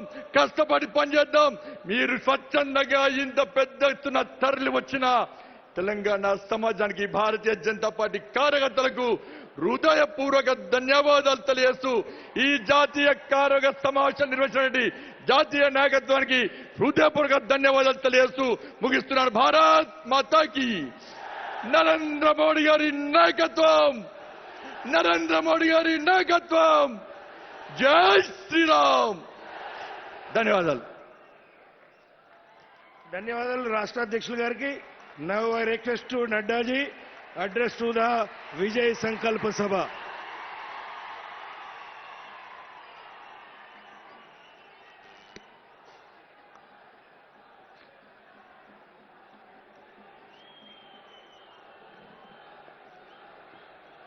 बोलिए भारत माता की, भारत माता की, भारत माता की.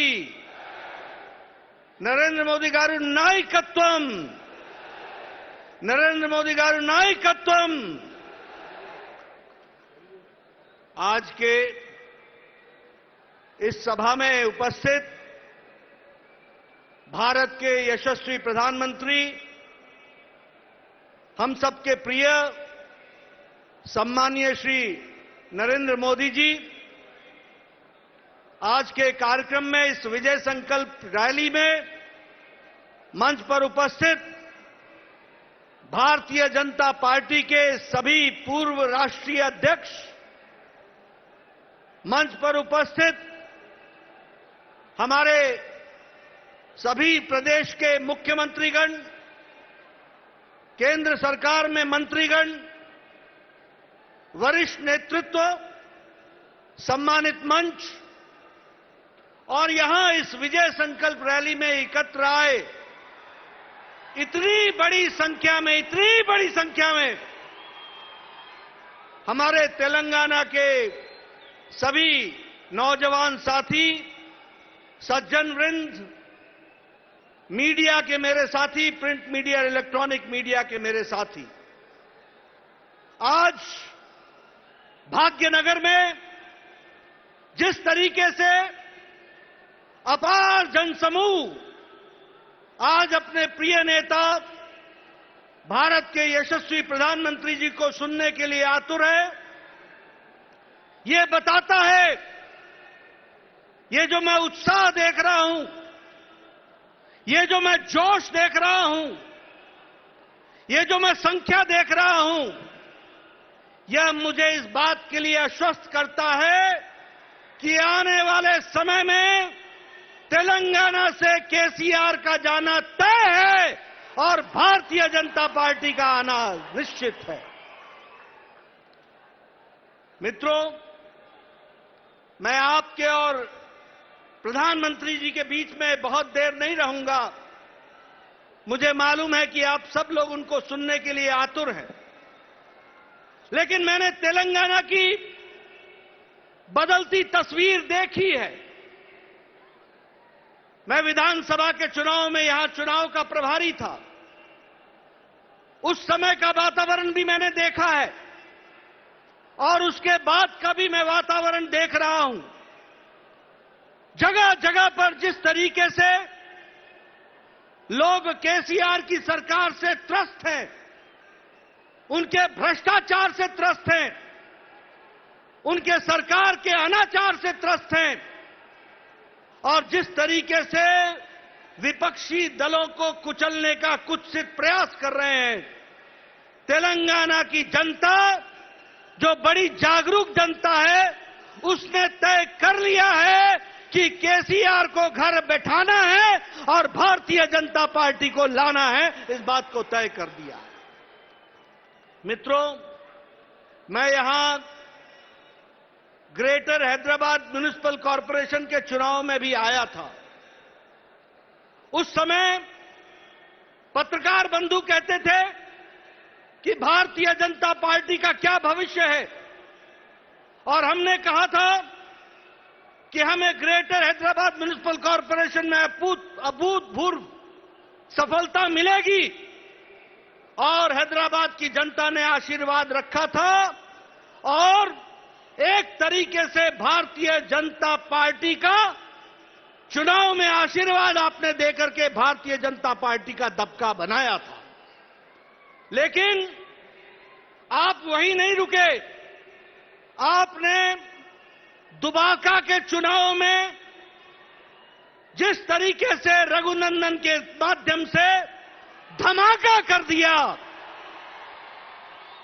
और एटला राजेंद्र के माध्यम से हुजूराबाद में हजूर को घेर दिया, गिरा दिया, ये बताता है कि आने वाले समय में भारतीय जनता पार्टी को आपने आशीर्वाद देना तय कर लिया है। सभी मुद्दों के बारे में प्रधानमंत्री जी चर्चा करेंगे, लेकिन जब आप नीलू की बात करते हो तो मैं यह जरूर कहूंगा कि पानी के बारे में चर्चा करते करते कालेश्वरम प्रोजेक्ट 32,000 करोड़ से आज 1,32,000 करोड़ पहुंच गया। ये केसीआर का एटीएम बन गया, ये आपको समझना चाहिए। भ्रष्टाचार, अनाचार, केंद्र सरकार से पैसा लेकर के यह प्रदेश, जब हम फंड की बात करते हैं, जब आर्थिक दृष्टि से बात करते हैं, तो आज यह प्रदेश 4 लाख करोड़ के घाटे में है, और यह केसीआर की सरकार का नतीजा है। और जहां अगर मैं बात करूं रोजगार की, तो केसीआर की तरफ से, केशव चंद्रशेखर राव की तरफ से लोगों को रोजगार मिल चुका है। लोगों को रोजगार कैसे मिल गया है? लोगों को रोजगार इस तरीके से मिल गया है क्योंकि उसके नाम पर रोजगार का अर्थ है उसका बेटा, उसकी बेटी, उसके 2 दामाद खुद ड्राइविंग सीट पर, कार फुल है, हाउस फुल हो चुका है, अब कार में जगह नहीं है, रोजगार फुल हो चुका है। ये हमको समझना चाहिए। मित्रों, ऐसी भ्रष्ट सरकार को रहने का कोई अधिकार नहीं है। बहुत से मुद्दे हैं, इस पर चर्चा होगी। जो आशीर्वाद प्रधानमंत्री जी ने तेलंगाना को दिया है, वो सही मायने में धरती पर नहीं लग रहा है। उसमें भ्रष्टाचार हो रहा है, स्कीमों का बदला जा रहा है, और इसलिए समय आ गया है कि अब डबल इंजन की सरकार चाहिए, ऊपर मोदी जी की सरकार चाहिए, तो तेलंगाना में भी कमल खिलना चाहिए, कमल खिलना चाहिए, कमल खिलना चाहिए। इसको हमको ध्यान में रखना चाहिए। मैं पुनः आप सबको धन्यवाद देता हूं, और आपके और प्रधानमंत्री जी के बीच में ज्यादा समय न रहते हुए हम सब लोग प्रधानमंत्री जी को सुनने के लिए आतुर हैं। यहीं पर अपनी बात समाप्त करता हूं, इस आशा के साथ कि अगली बार भारतीय जनता पार्टी का कमल खिलेगा। इन्हीं शब्दों के साथ बहुत बहुत धन्यवाद। जय भारत, जय तेलंगाना।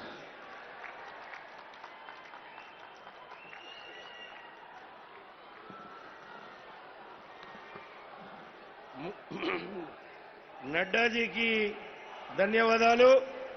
మనము ఎదురు చూస్తున్నటువంటి మన ప్రియతమ నాయకులు నరేంద్ర మోడీ గారు మాట్లాడబోతారు मैं आदरणीय प्रधानमंत्री श्री नरेंद्र मोदी जी को जनसभा को आपका संदेश देने के लिए आमंत्रण करता हूं।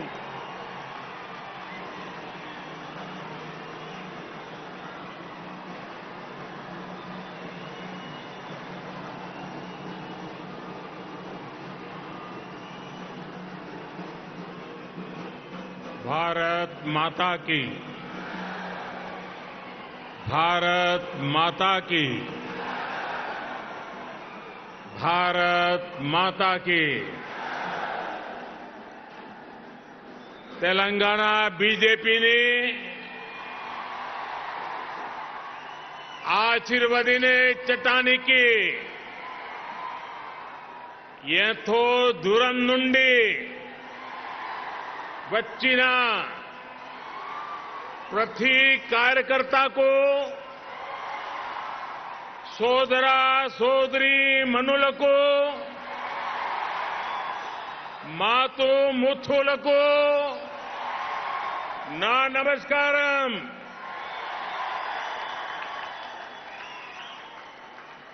भारतीय जनता पार्टी के अध्यक्ष श्रीमान जेपी नड्डा जी,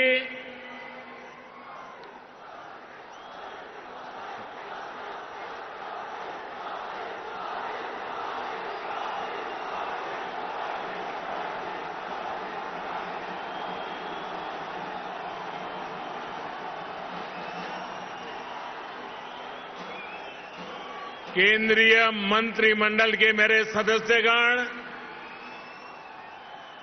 भाजपा शासित राज्यों के मुख्यमंत्री, उपमुख्यमंत्री, तेलंगाना बीजेपी के अध्यक्ष पंडित संजय कुमार, भाजपा के अन्य वरिष्ठ पदाधिकारीगण, सांसद, विधायकगण, अन्य महानुभाव और तेलंगाना के मेरे प्यारे भाइयों और बहनों, आज ऐसा लग रहा है कि जैसे पूरे तेलंगाना का स्नेह यहां इस मैदान में ही सिमट आया है।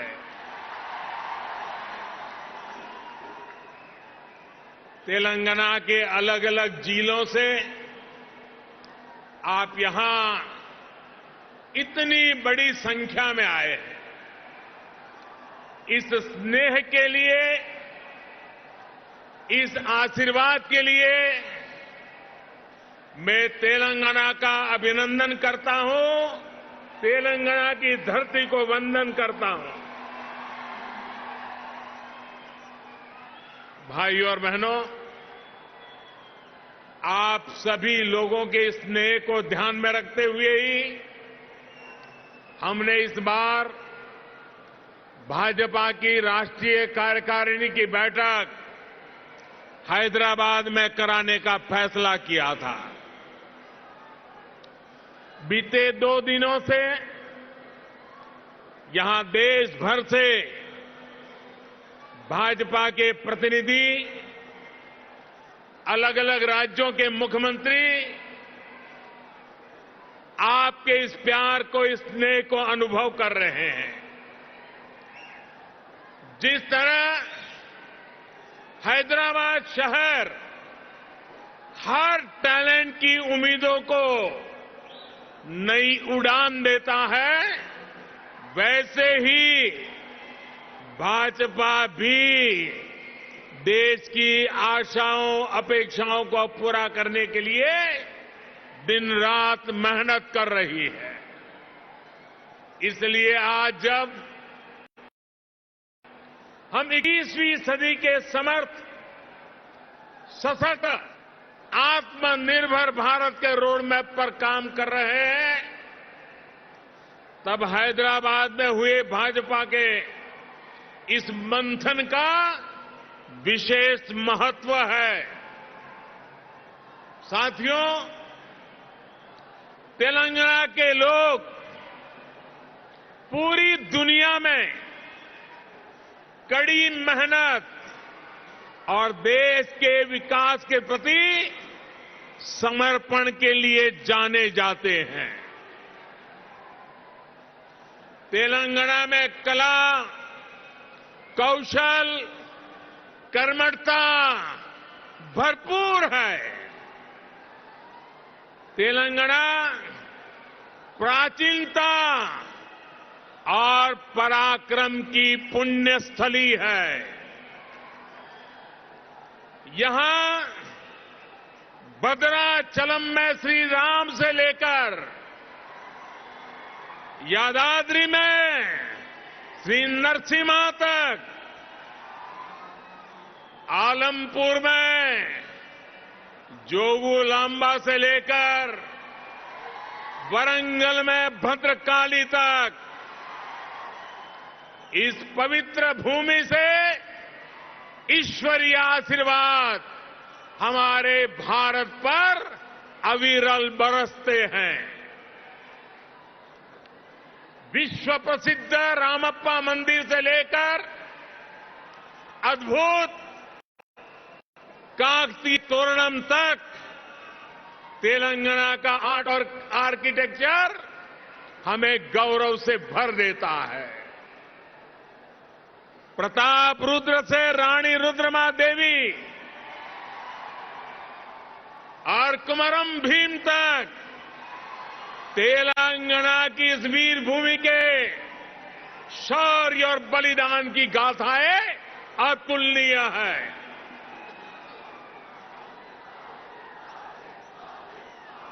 भद्राचलम रामदासु से लेकर पालकुरी की सोमनाथ तक यहां के काव्य का माधुर्य, यहां के साहित्य का सौंदर्य पूरे भारत के लिए अमूल्य निधि है। इस धरती की ये आस्था, ये श्रद्धा और ये विरासत हमें जन जन की सेवा के लिए समर्पण की ऊर्जा देती है। इसलिए साथियों, ऐसे तेलंगाना का विकास, चौतरफा विकास भारतीय जनता पार्टी की पहली प्राथमिकताओं में से एक है। सबका साथ, सबका विकास, सबका विश्वास और सबका प्रयास के मंत्र पर चलते हुए हम तेलंगाना के विकास पर निरंतर प्रयास कर रहे हैं। भाइयों और बहनों, बीते 8 वर्षों में हमने हर भारतीय के जीवन में सकारात्मक परिवर्तन लाने का प्रयास किया है। देशवासियों का जीवन कैसे आसान हो, विकास का लाभ कैसे हर व्यक्ति, हर क्षेत्र तक पहुंचे, इसके लिए हमने निरंतर काम किया है। दशकों तक जो वंचित रहे, शोषित रहे, उनको भी राष्ट्रीय योजनाओं के माध्यम से हमने विकास में भागीदार बनाया है। यही कारण है कि गरीब, दलित, वंचित, पिछड़े, आदिवासी सभी को आज लगता है कि भाजपा सरकार उनकी आवश्यकताओं और आकांक्षाओं दोनों की पूर्ति कर रही है। देश की महिलाओं, हमारी बहन बेटियों को भी आज महसूस हो रहा है कि उनका जीवन आसान हुआ है, उनकी सुविधा बढ़ी है, अब वो राष्ट्र के विकास में अधिक योगदान दे सकती है। साथियों, भाजपा सरकार के इसी सेवा भाव का लाभ तेलंगाना के हर गरीब, दलित, पिछड़े, आदिवासी, मिडिल क्लास परिवार को भी मिल रहा है। तेलंगाना की बहनों बेटियों को मिल रहा है। कोरोना वैश्विक महामारी के दौरान जब 100 साल का सबसे बड़ा संकट आया तो हमारी सरकार ने तेलंगाना के हर परिवार की मदद का प्रयास किया। पूरे देश के साथ साथ तेलंगाना के भी करोड़ों साथियों को तेजी से मुफ्त कोरोना वैक्सीन लगाई गई। तेलंगाना के गरीबों को मुफ्त राशन हो, गरीबों को मुफ्त इलाज हो, भाजपा सरकार की नीतियों का लाभ सभी को बिना भेदभाव मिल रहा है और सेवा भाव से मिल रहा है। यही तो सबका साथ सबका विकास है। इसी वजह से आज देश के सामान्य नागरिक का भाजपा पर इतना विश्वास है। मुझे खुशी है कि तेलंगाना के लोगों का भी भाजपा पर ये विश्वास लगातार बढ़ रहा है। जहां तक मेरी नजर पहुंच रही है, जोश से भरे नौजवान दिखाई दे रहे हैं। आपका ये प्यार, आपका ये उत्साह आज पूरे देश को पता चल रहा है। 2019 के लोकसभा चुनाव में भाजपा ने जितना जन समर्थन तेलंगाना में हासिल किया था, उसमें निरंतर वृद्धि हो रही है। 2019 के लोकसभा चुनाव में भारतीय जनता पार्टी को आपने भरपूर प्यार दिया, भरपूर समर्थन दिया। मेरे प्यारे भाइयों बहनों,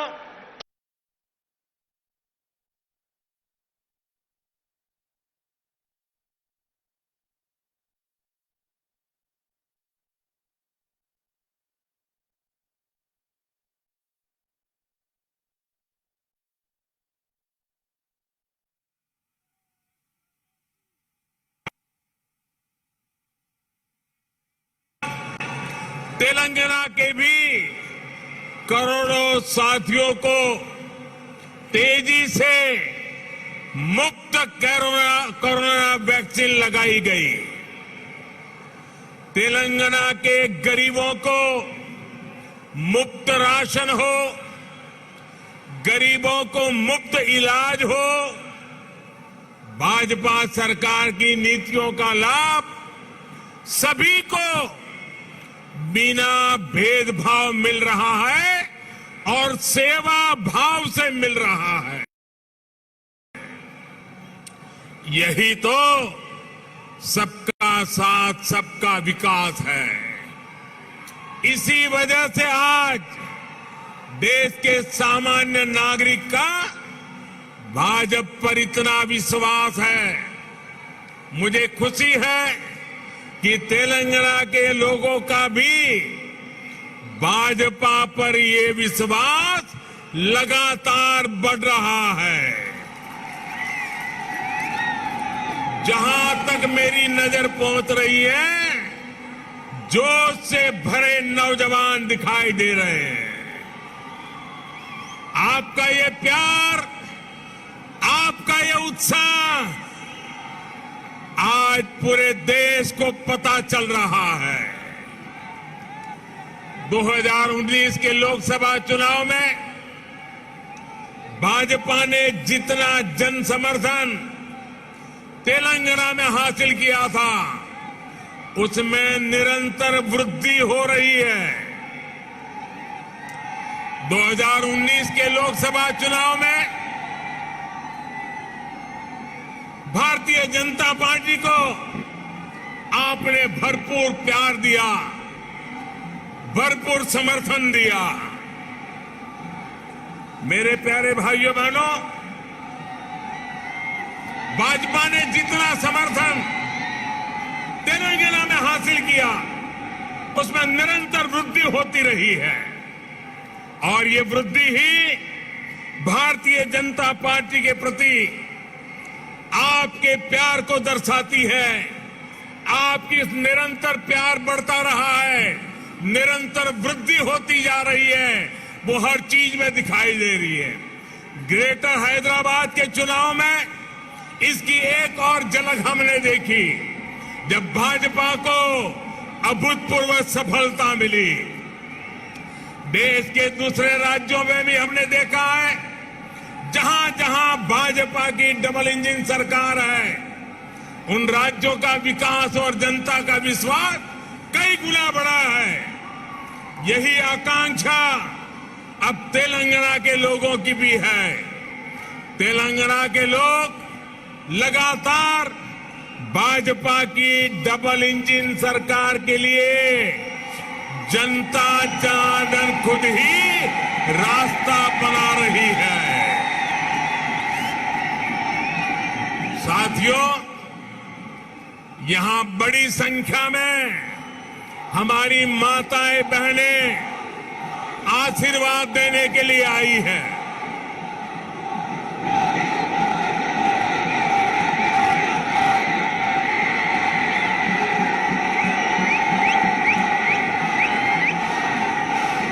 साथियों, आपका प्यार, आपका उत्साह मैं भली भांति समझ सकता हूं। साथियों, हमारी सरकार ने महिलाओं, बहनों, बेटियों की गरिमा, उनके स्वास्थ्य, उनका जीवन आसान बनाने को सर्वोच्च प्राथमिकता दी है। स्वच्छ भारत अभियान से तेलंगाना की लाखों गरीब माताओं, बहनों, बेटियों को सम्मान का जीवन मिला है। उज्ज्वला योजना से मिले मुफ्त गैस कनेक्शन से तेलंगाना की लाखों गरीब बहनों को धुएं से मुक्ति मिली है। मातृत्व के समय पोषण से लेकर टीकाकरण तक की सुविधाओं को हमने तेलंगाना के गांव-गांव तक पहुंचाया है, हर लाभार्थी तक पहुंचाया है। इसी का परिणाम है कि आज बहनों और बेटियों का स्वास्थ्य भी सुधर रहा है और उनके जीवन पर संकट भी कम हुआ है। भारत में पहली बार पुरुषों की तुलना में महिलाओं की संख्या अधिक हुई है। भाइयों और बहनों, हम इस 21वीं सदी में देश की नारी शक्ति को राष्ट्र शक्ति बनाने का ईमानदार प्रयास कर रहे हैं। हाल ही में आई एक रिपोर्ट के मुताबिक बैंकों में जमा धनराशि में महिलाओं की हिस्सेदारी तेजी से बढ़ रही है। ग्रामीण महिलाओं के मामले में ये आंकड़ा और भी ज्यादा है। सर्वे बताते हैं कि आज हमारी बहनों की संपत्ति में हिस्सेदारी भी बढ़ी है और परिवार के आर्थिक फैसलों में पूछ भी बढ़ रही है। ये इसलिए संभव हो रहा है क्योंकि हमने बहनों को बैंकिंग से जोड़ा, देश की अर्थव्यवस्था में बेटियों की सीधी सक्रिय भागीदारी को प्रोत्साहित किया।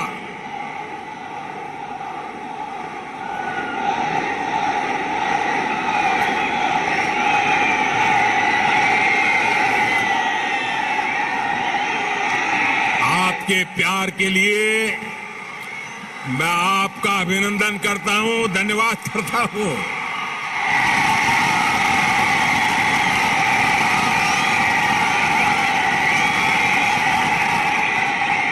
साथियों, जन धन योजना के तहत पूरे देश में 45 करोड़ बैंक खाते खोले गए, जिसमें से 1 करोड़ से ज्यादा जनधन बैंक खाते तेलंगाना में खुले हैं। इन जनधन खातों में 55% से अधिक खाते महिलाओं के हैं। इसी तरह जो मुद्रा लोन दिए गए हैं, उसमें से 2/3 से अधिक लोन महिलाओं को दिए गए हैं। स्टैंड अप इंडिया के तहत दिए गए लोन में से 80% से अधिक महिलाओं को दिया गया है। यहां तक कि रेहड़ी, ठेले, पटरी वाले देश के लाखों साथियों को भी केंद्र सरकार ने बैंकों से जोड़ा है। पीएम स्वनिधि योजना के तहत तेलंगाना में के भी हजारों साथियों को मदद मिली है। भाइयों और बहनों, तेलंगाना भारत में रिसर्च और इनोवेशन का भी एक बड़ा केंद्र है। कोरोना काल में वैक्सीन को लेकर, दूसरे साजो सामान को लेकर जो काम यहां हुआ है, उसने पूरी दुनिया में करोड़ों जीवन बचाने में मदद की है। बीते 8 वर्षों से केंद्र सरकार इस इकोसिस्टम को सशक्त करने के लिए बड़े स्तर पर प्रयास कर रही है। हैदराबाद में आधुनिक साइंस सिटी बनाने के लिए भी भाजपा सरकार गंभीर प्रयास कर रही है। कुछ समय पहले national animal resource facility for biomedical research जैसा आधुनिक रिसर्च सेंटर हैदराबाद में तैयार हो चुका है। साथियों, भाजपा सरकार सिर्फ टेक्नोलॉजी और इनोवेशन के प्रोजेक्ट ही नहीं बना रही, बल्कि गरीब और ग्रामीण परिवारों के बेटे बेटियों के प्रतिभा को भी प्रोत्साहन दे रही है। नई राष्ट्रीय शिक्षा नीति में हमने स्थानीय भाषा में पढ़ाई को प्राथमिकता दी है। अब आप ही बताइए, जब तेलुगु में टेक्नोलॉजी और मेडिकल की पढ़ाई होगी तो तेलंगाना के गांवों की गरीब परिवार के माताओं के सपने सच हो करके रहेंगे कि नहीं रहेंगे। इससे आत्मनिर्भर भारत के निर्माण के लिए टैलेंट का पुल बड़ा होगा या नहीं होगा?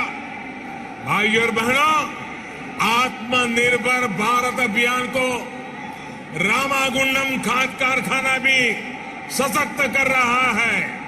आप सभी ये जानते हैं कि बीते दशकों में देश के जो अनेक खाद कारखाने बंद हुए थे, उनमें से ये भी एक था।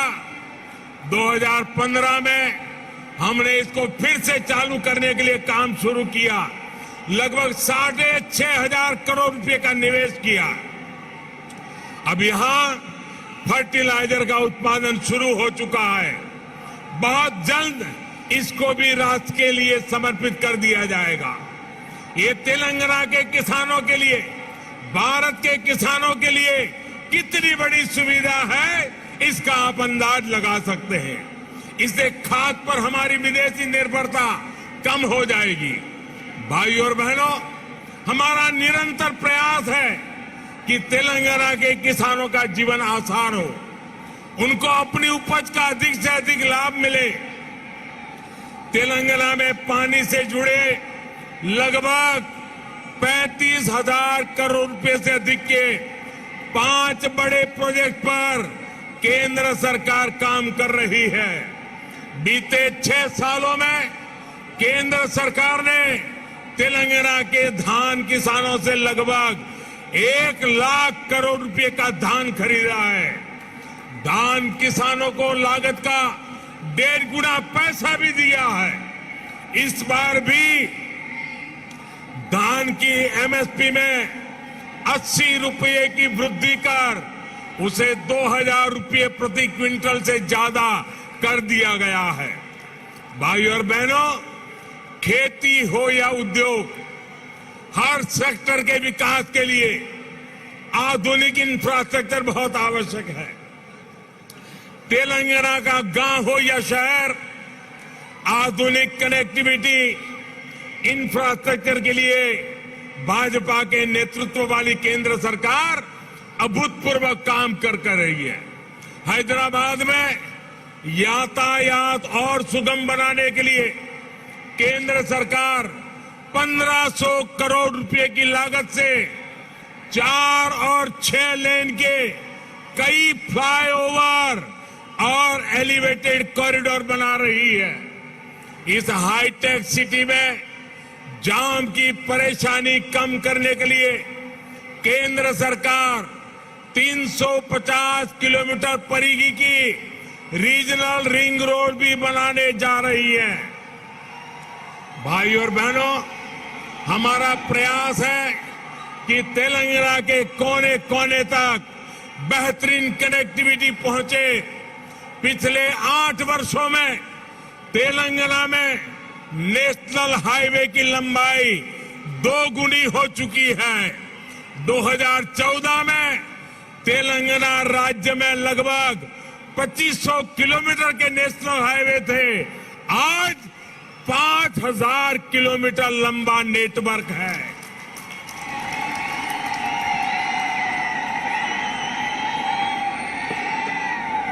शहर ही नहीं, गांवों को भी नेशनल हाईवे से जोड़ते हुए 2700 किलोमीटर से अधिक की सड़कें बनाई जा चुकी हैं। पीएम ग्रामीण सड़क योजना के तीसरे फेज के तहत लगभग 2500 किलोमीटर की नई सड़कों के लिए भी 1700 करोड़ रुपए से अधिक स्वीकृत किए गए हैं।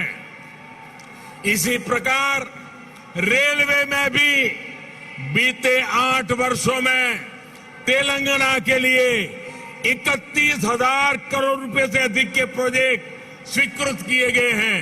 लगभग 180 किलोमीटर की नई रेल लाइन तेलंगाना में बिछाई जा चुकी है। साथियों, आत्मनिर्भरता की बात आती है तो मैंने हमेशा 5 की बात की है। Farm to fibre, fibre to factory, factory to fashion और फैशन टू फॉरेन। ये बात मैं कह रहा हूं। इसी सोच के तहत हमने तय किया कि टेक्सटाइल में देश के एक्सपोर्ट को बढ़ाने के लिए हम देश में 7 मेगा टेक्सटाइल पार्क बनाएंगे। टेक्सटाइल पार्क जब लगता है तो किसान को भी फायदा होता है, मजदूर को भी काम मिलता है, व्यापार कारोबार भी फलता फूलता है। इनमें से एक मेगा टेक्सटाइल पार्क का निर्माण तेलंगाना में भी होने वाला है। ये टेक्सटाइल पार्क यहां बन जाएगा तो तेलंगाना के किसानों को तो लाभ होगा ही, जहां हजारों नौजवानों के लिए रोजगार के नए अवसर बनेंगे। साथियों, हैदराबाद देश की आत्मनिर्भरता का, देश के आत्मविश्वास का प्रमुख सेंटर है। तेलंगाना के दूसरे शहरों और गांवों में भी असीम सामर्थ्य है। यहां के खेतों में, यहां के किसानों के पास देश और दुनिया को देने के लिए बहुत कुछ है। यहां प्रकृति ने भी कोई कमी नहीं रखी है। मैं आपको विश्वास दिलाता हूं कि जब तेलंगाना में भाजपा की डबल इंजन सरकार बनेगी तो तेलंगाना के शहर, तेलंगाना के हर गांव विकास के लिए यहां और तेजी से काम होगा।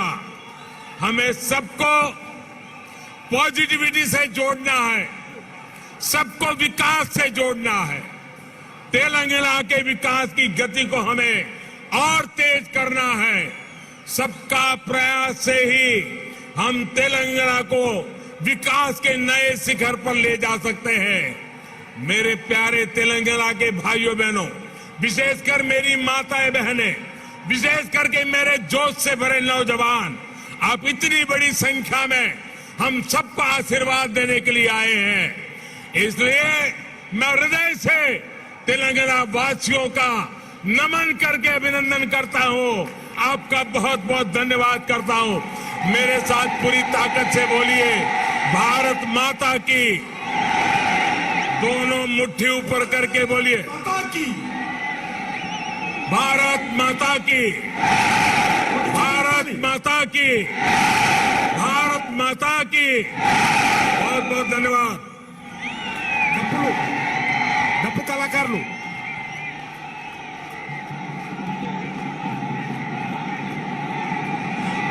నరేంద్ర మోడీ గారి నాయకత్వం,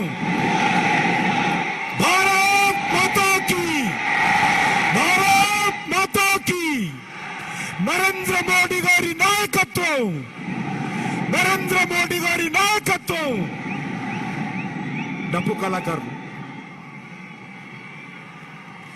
भारत माता की। मोदी, भारत माता की। వందే వందే। అందరూ కూడా రెండు చేతులు పిడికిలు బిగించి చెప్పాలి, భారత్ మాతా की। నరేంద్ర మోడీ గారి నాయకత్వం, నరేంద్ర మోడీ గారి నాయకత్వం।